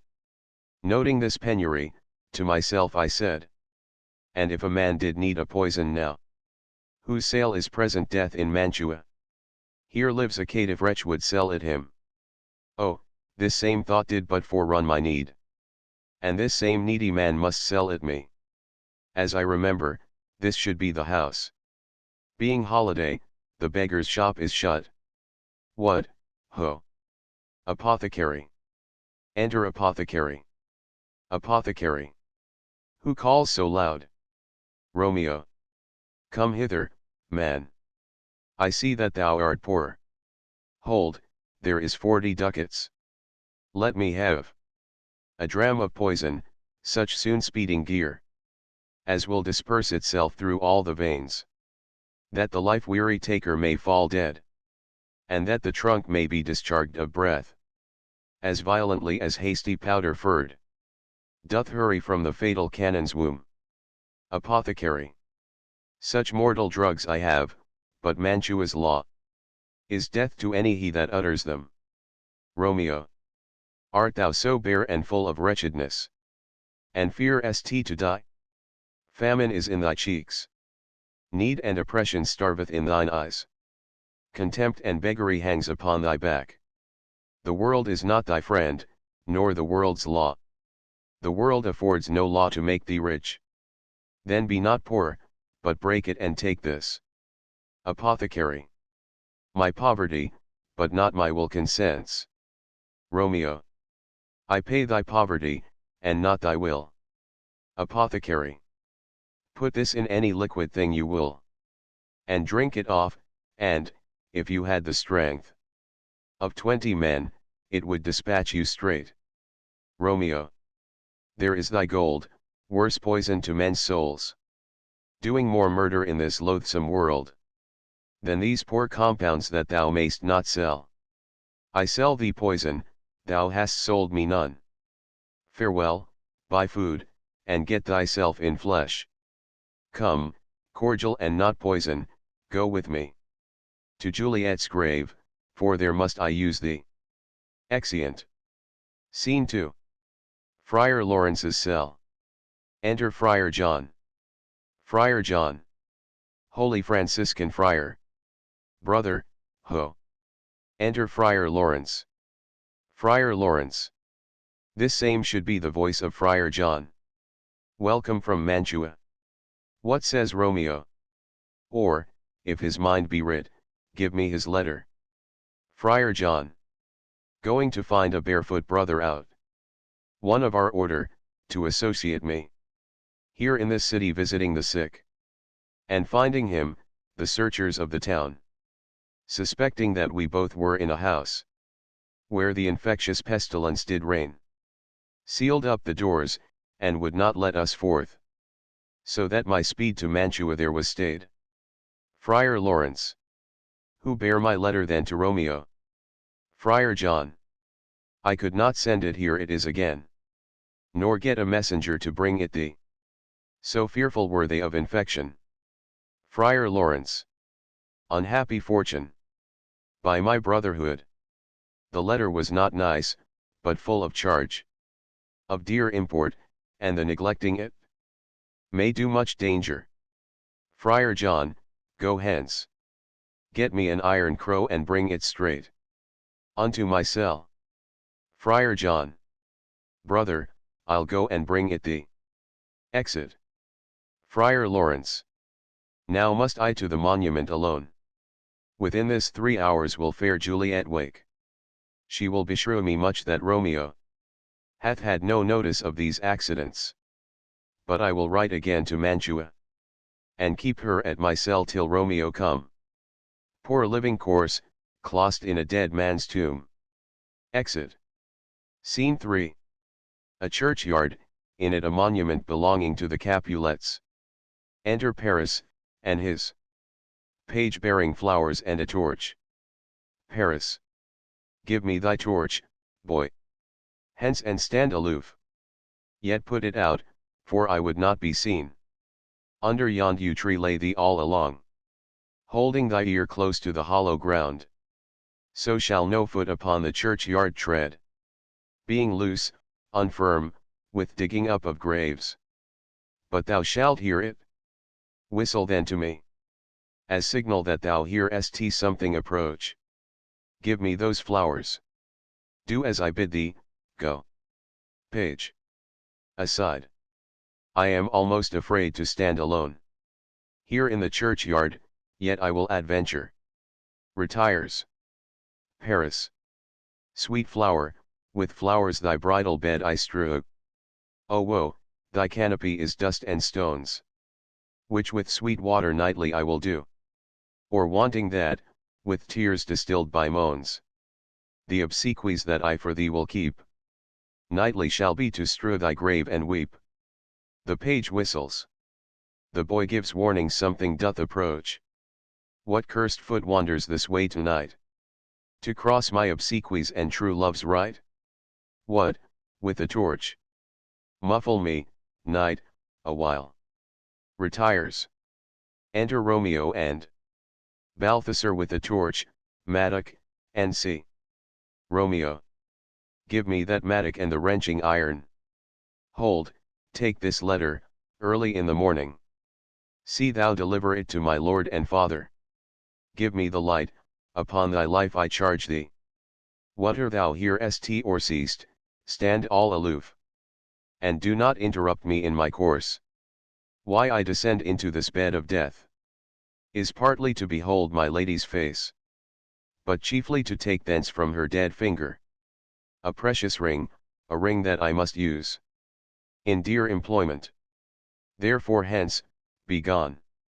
But if thou jealous dost return to pry in what I further shall intend to do, by heaven I will tear thee joint by joint, and strew this hungry churchyard with thy limbs. The time and my intents are savage wild, more fierce and more inexorable far than empty tigers or the roaring sea. Balthasar. I will be gone, sir, and not trouble you. Romeo. So shalt thou show me friendship. Take thou that. Live, and be prosperous, and farewell, good fellow. Balthasar. For all this same, I'll hide me hereabout. His looks I fear, and his intents I doubt. Retires. Romeo. Thou detestable maw, thou womb of death, gorged with the dearest morsel of the earth. Thus I enforce thy rotten jaws to open, breaking open the door of the monument. And in despite, I'll cram thee with more food. Paris. This is that banished haughty Montague, that murdered my love's cousin with which grief, it is supposed, the fair creature died. And here is come to do some villainous shame to the dead bodies. I will apprehend him. Advances. Stop thy unhallowed toil, vile Montague. Can vengeance be pursued further than death? Condemned villain, I do apprehend thee. Obey, and go with me, for thou must die. Romeo. I must indeed, and therefore came I hither. Good gentle youth, tempt not a desperate man. Fly hence and leave me. Think upon these gone. Let them affright thee. I beseech thee, youth. Put not another sin upon my head, by urging me to fury. O be gone. By heaven I love thee better than myself, for I come hither armed against myself. Stay not, be gone, live, and hereafter say. A madman's mercy bid thee run away. Paris. I do defy thy conjuration, and apprehend thee for a felon here. Romeo. Wilt thou provoke me? Then have at thee, boy. They fight. Page. O Lord, they fight? I will go call the watch. Exit. Paris. Oh, I am slain. Falls. If thou be merciful, open the tomb, lay me with Juliet. Dies. Romeo. In faith, I will. Let me peruse this face. Mercutio's kinsman, noble county Paris. What said my man, when my Betos soul did not attend him as we rode? I think he told me Paris should have married Juliet. Said he not so? Or did I dream it so? Or am I mad, hearing him talk of Juliet? To think it was so? Oh, give me thy hand. One writ with me in sour misfortune's book.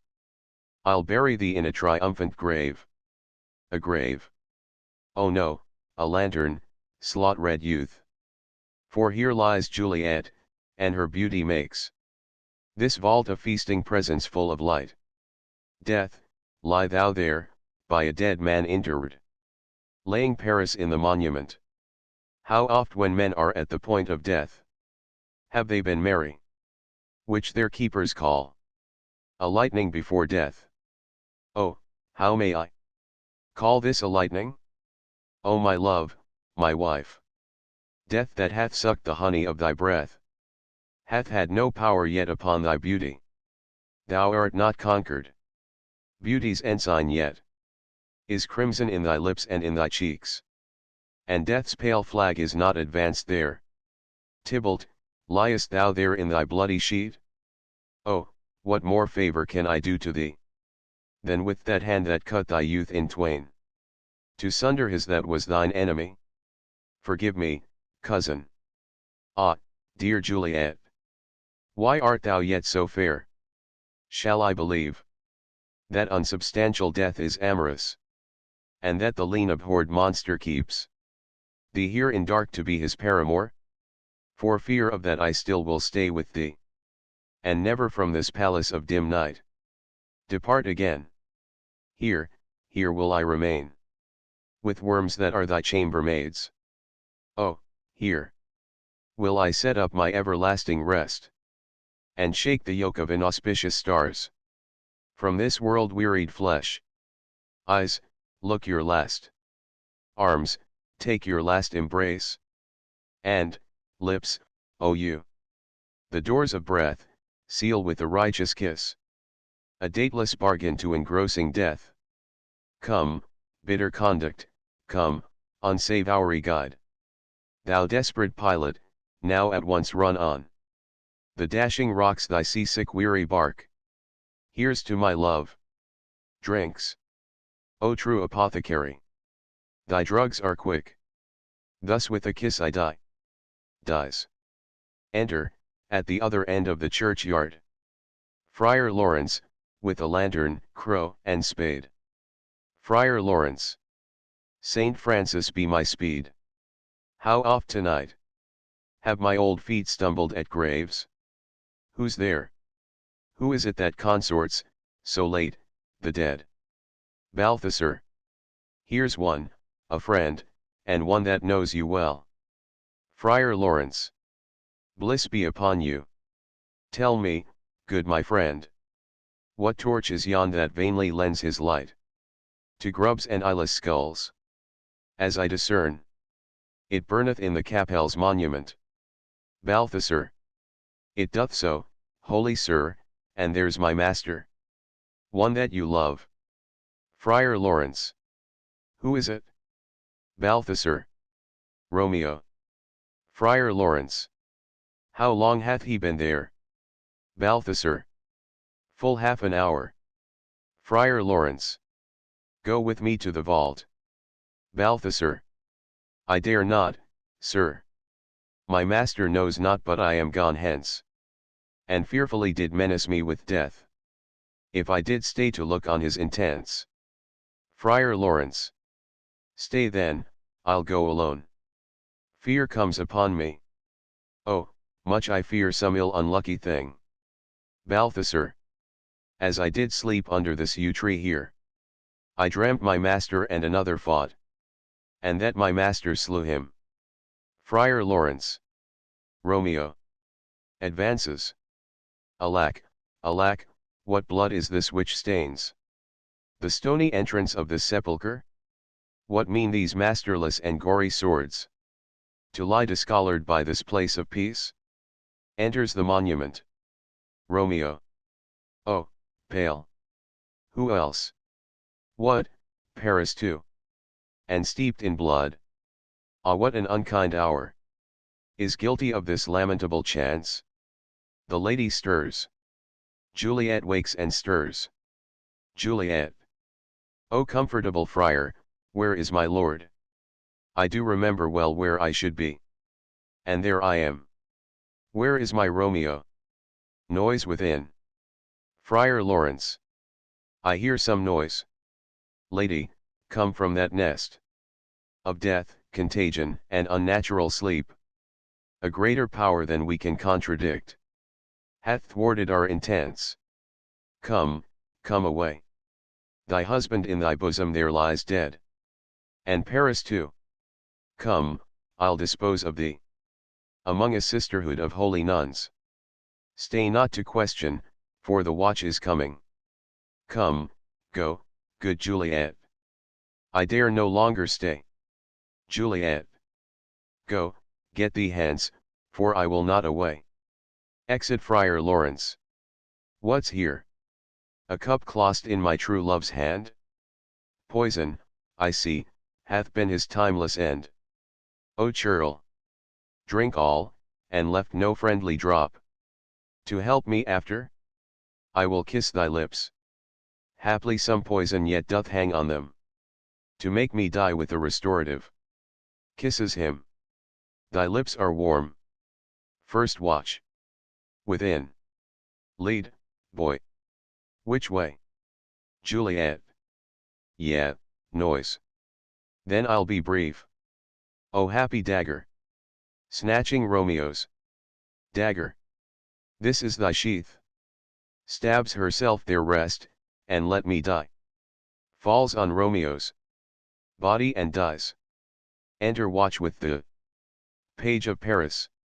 Page. This is the place. There, where the torch doth burn. First watch. The ground is bloody. Search about the churchyard. Go, some of you, who are you find attach. Exeunt some of the watch. Pitiful sight. Here lies the county slain. And Juliet bleeding, warm, and newly dead. Who here hath lain this 2 days buried? Go tell the prince, run to the Capulets. Raise up the Montagues, some others search. Exeunt others of the watch. We see the ground whereon these woes do lie. But the true ground of all these piteous woes we cannot without circumstance descry. Re-enter some of the watch with Balthasar. Second watch. Here's Romeo's man. We found him in the churchyard. First watch. Hold him in safety till the prince come hither. Re-enter others of the watch with Friar Lawrence. Third watch. Here is a friar that trembles, sighs, and weeps. We took this mattock and this spade from him, as he was coming from this churchyard side. First watch. A great suspicion. Stay the friar too. Enter the prince and attendants. Prince. What misadventure is so early up? That calls our person from our morning's rest? Enter Capulet, Lady Capulet. And others. Capulet. What should it be that they so shriek abroad? Lady Capulet. Oh, the people in the street cry Romeo. Some Juliet, and some Paris, and all run with open outcry toward our monument. Prince. What fear is this which startles in our ears? First watch. Sovereign, here lies the county Paris slain. And Romeo dead, and Juliet, dead before. Warm and new killed. Prince. Search, seek, and know how this foul murder comes. First watch. Here is a friar, and slaughtered Romeo's man, with instruments upon them fit to open these dead men's tombs. Capulet. O heaven! O wife, look how our daughter bleeds. This dagger hath missed a N, for lo, his house is empty on the back of Montague, and it missheathed in my daughter's bosom. Lady Capulet. O me! This sight of death is as a bell that warns my old age to a sepulchre. Enter Montague and others. Prince. Come, Montague, for thou art early up to see thy son and heir more early down. Montague. Alas, my liege, my wife is dead tonight. Grief of my son's exile hath stopped her breath. What further woe conspires against mine age? Prince. Look, and thou shalt see. Montague. O thou untaught! What manners is in this? To press before thy father to a grave? Prince. Seal up the mouth of outrage for a while, till we can clear these ambiguities, and know their spring, their head, their true descent. And then will I be general of your woes, and lead you even to death. Meantime forbear, and let mischance be slave to patience. Bring forth the parties of suspicion. Friar Lawrence. I am the greatest, able to do least, yet most suspected, as the time and place doth make against me, of this direful murder. And here I stand, both to impeach and purge, myself condemned and myself excused. Prince. Then say at once what thou dost know in this. Friar Lawrence. I will be brief, for my short date of breath is not so long as is a tedious tale. Romeo, there dead, was husband to that Juliet, and she, there dead, that Romeo's faithful wife. I married them, and their stall and marriage day was Tybalt's doomsday, whose untimely death banished the new-made bridegroom from the city, for whom, and not for Tybalt, Juliet pinned you, to remove that siege of grief from her betrothed, and would have married her perforce to county Paris. Then comes she to me, and with wild looks, bid me devise some means to rid her from this second marriage, or in my cell there would she kill herself.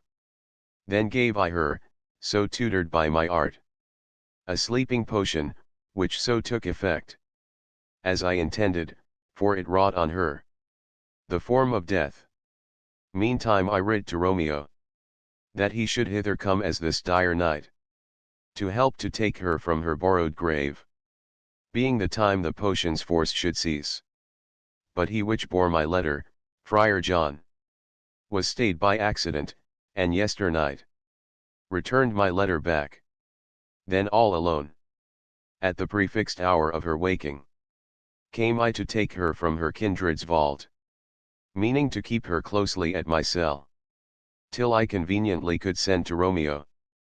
But when I came, some minute ere the time of her awaking, here untimely lay the noble Paris and true Romeo dead. She wakes, and I entreated her come forth, and bear this work of heaven with patience. But then a noise did scare me from the tomb, and she, too desperate, would not go with me, but, as it seems, did violence on herself. All this I know, and to the marriage her nurse is privy. And if aught in this miscarried by my fault, let my old life be sacrificed, some hour before his time, unto the rigor of severest law. Prince. We still have known thee for a holy man. Where's Romeo's man? What can he say to this? Balthasar. I brought my master news of Juliet's death, and then in post he came from Mantua to this same place, to this same monument.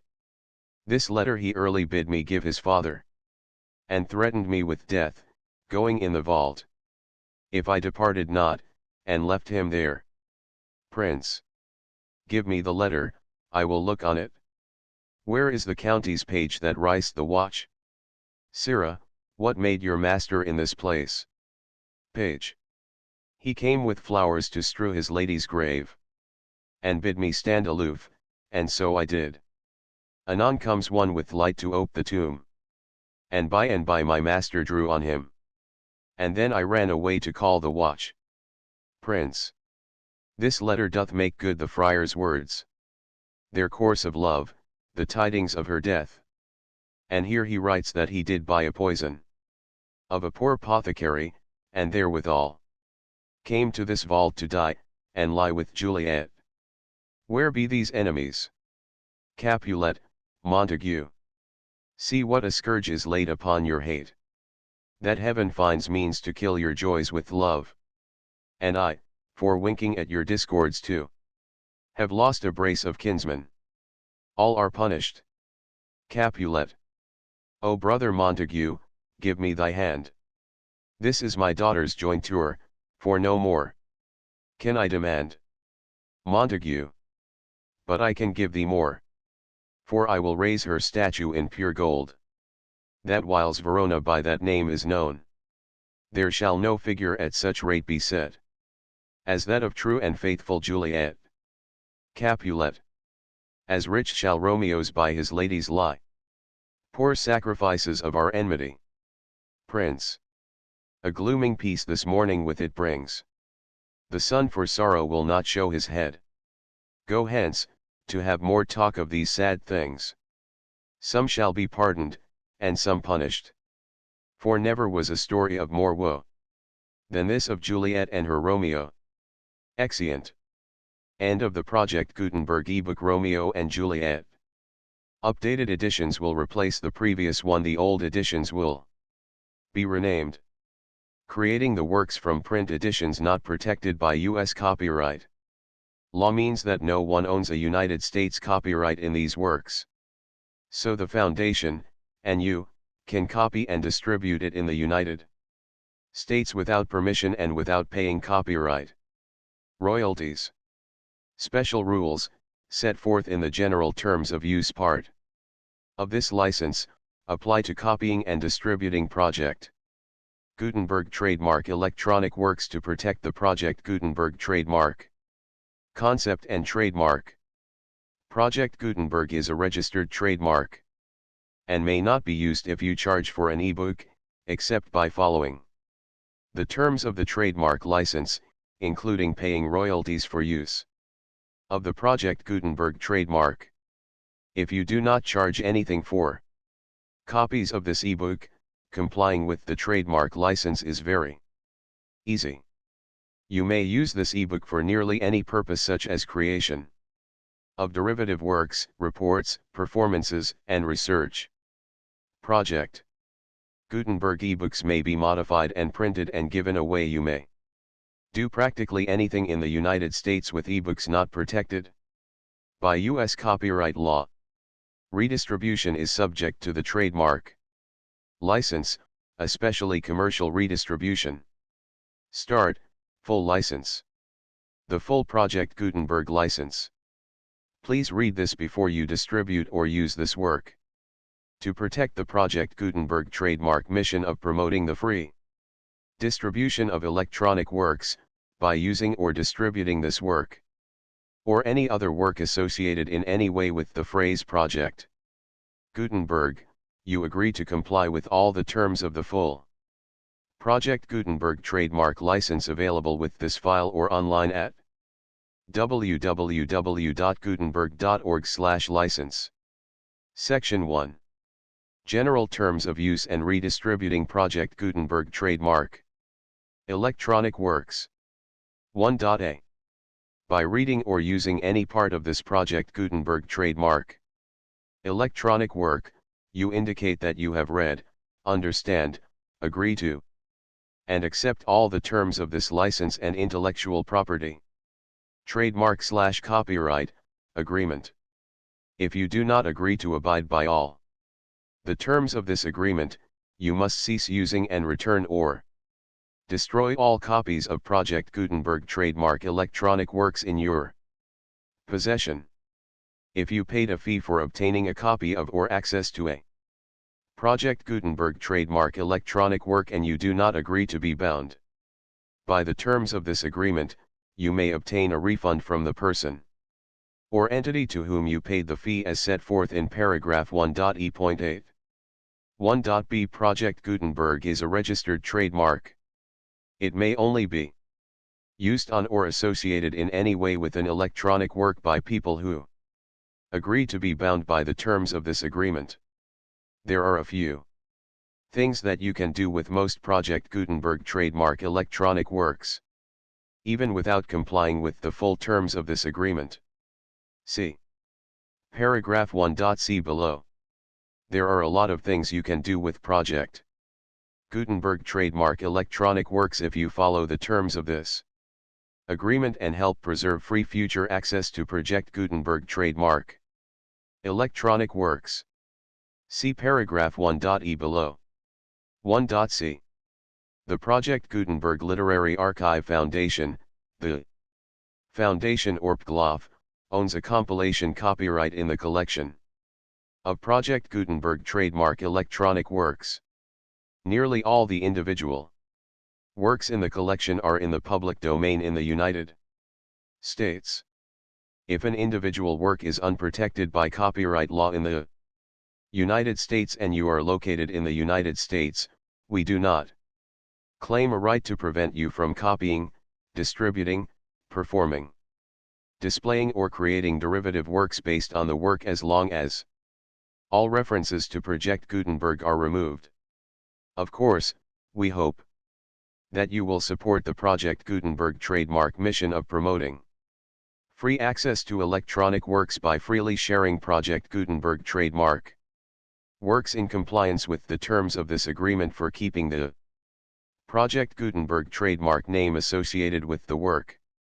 You can easily comply with the terms of this agreement by keeping this work in the same format with its attached full Project Gutenberg trademark license when you share it without charge with others. 1.d.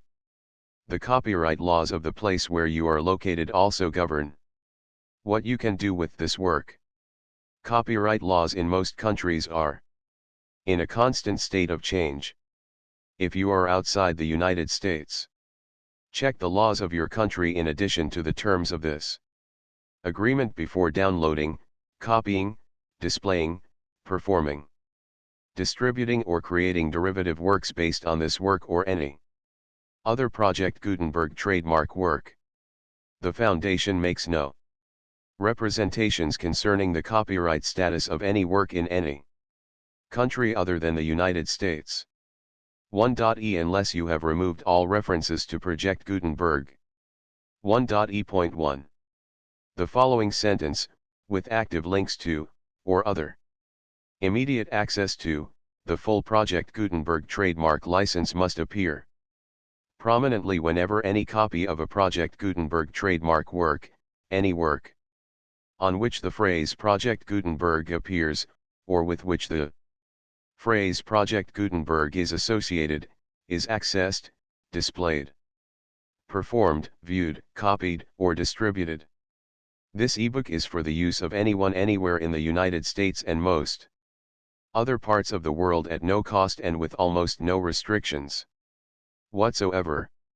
You may copy it, give it away or reuse it under the terms of the Project Gutenberg license included with this ebook or online at www.gutenberg.org. If you are not located in the United States, you will have to check the laws of the country where you are located before using this ebook. 1.e.2. If an individual Project Gutenberg trademark electronic work is derived from texts not protected by U.S. copyright law, does not contain a notice indicating that it is posted with permission of the copyright holder, the work can be copied and distributed to anyone in the United States without paying any fees or charges.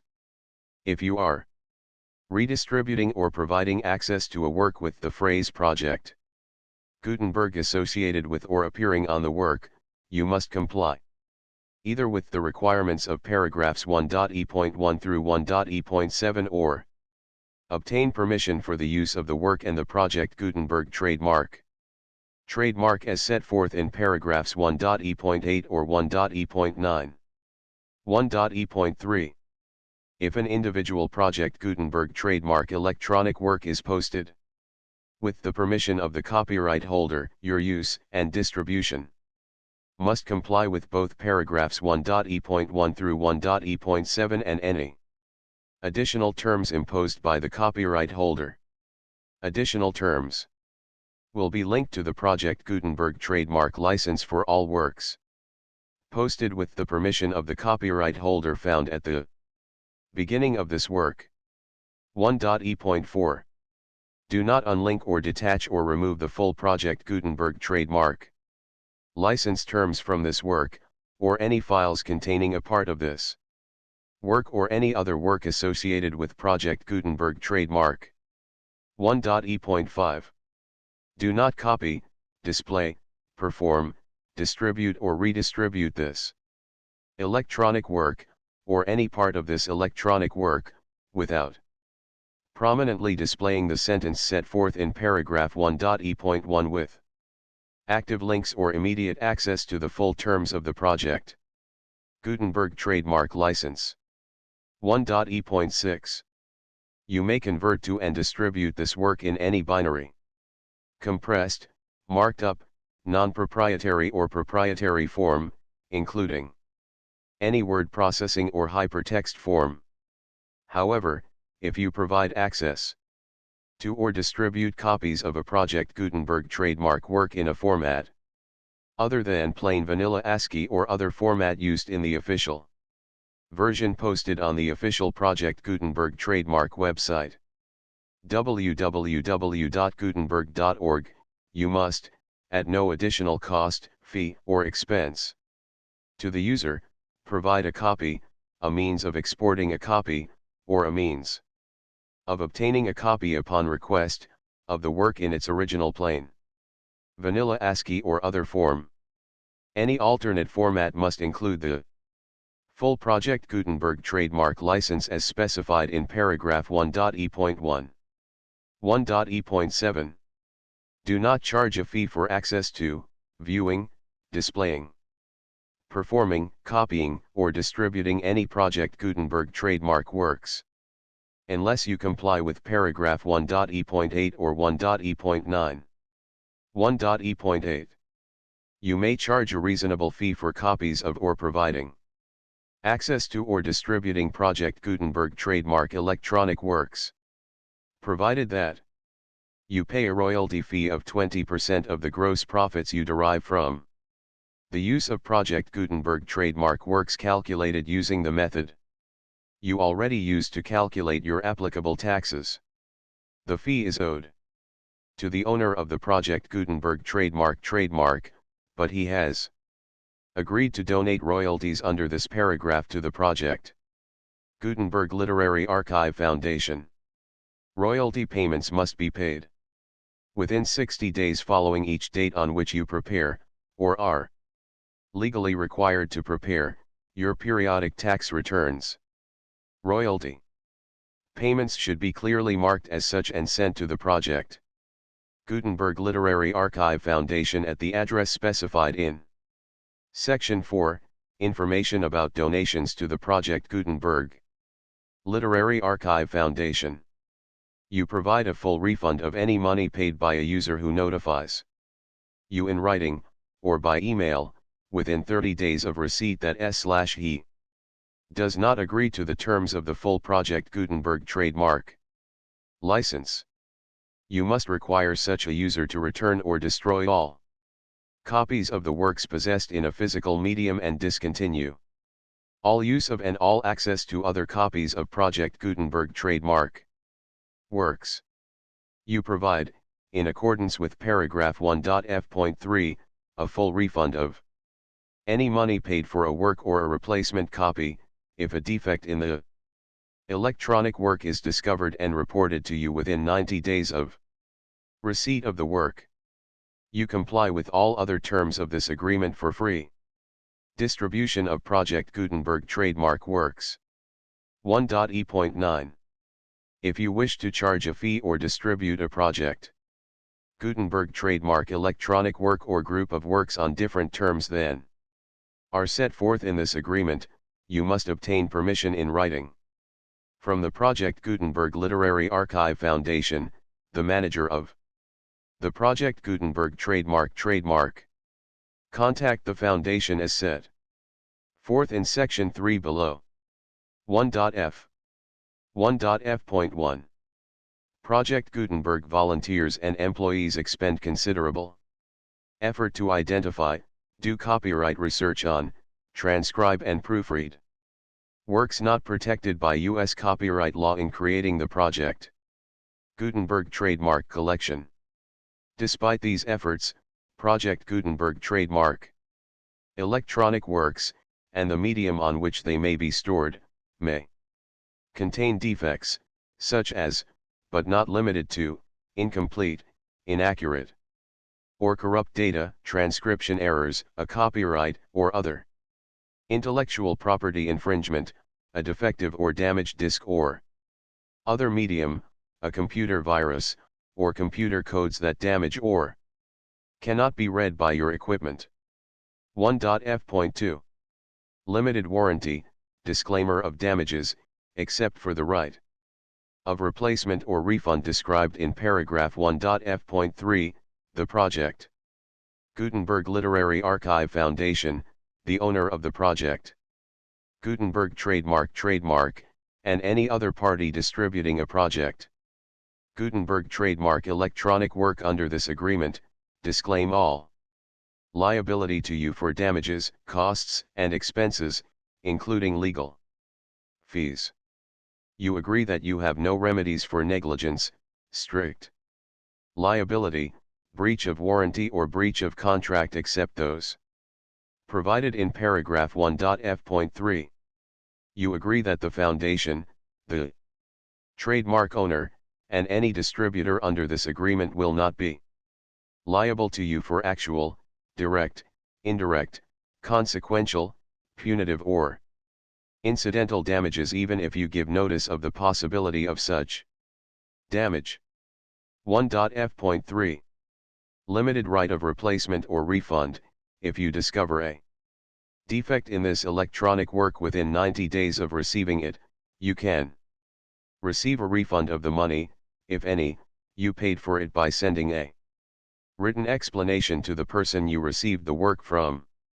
If you received the work on a physical medium, you must return the medium with your written explanation. The person or entity that provided you with the defective work may elect to provide a replacement copy in lieu of a refund. If you received the work electronically, the person or entity providing it to you may choose to give you a second opportunity to receive the work electronically in lieu of a refund. If the second copy is also defective, you may demand a refund in writing, without further opportunities to fix the problem. 1.f.4. Except for the limited right of replacement or refund set forth in paragraph 1.f.3, this work is provided to you as is, with no other warranties of any kind, express or implied, including but not limited to warranties of merchantability or fitness for any purpose. 1.f.5. Some states do not allow disclaimers of certain implied warranties or the exclusion or limitation of certain types of damages.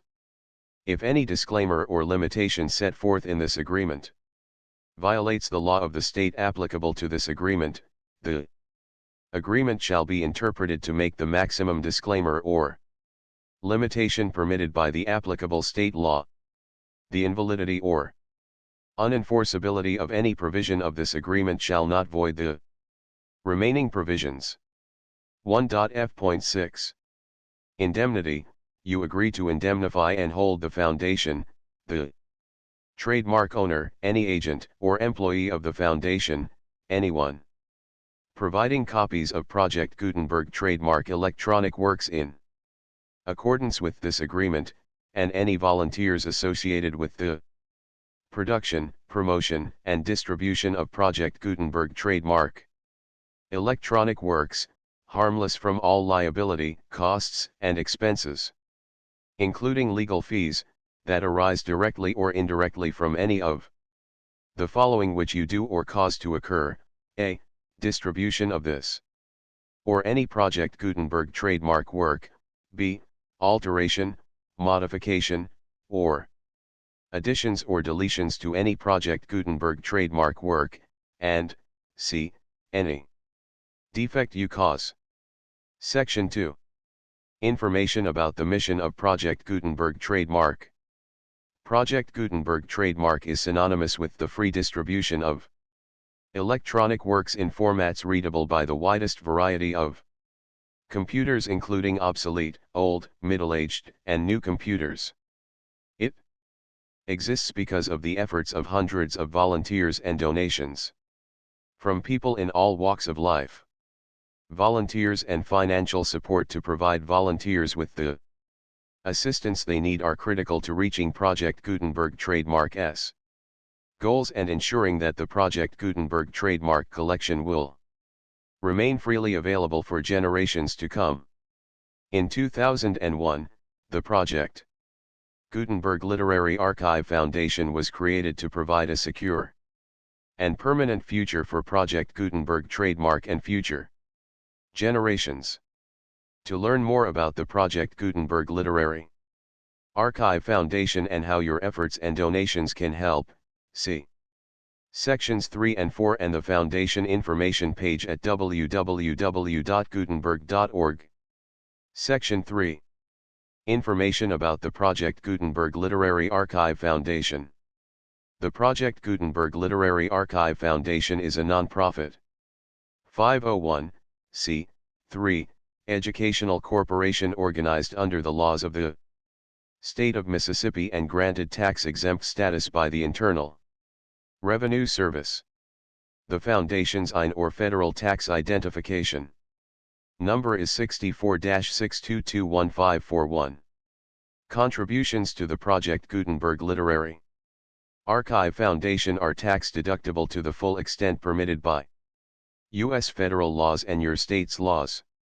The Foundation's business office is located at 809 North 1500 West, Salt Lake City, Utah 841-16801-596-1887.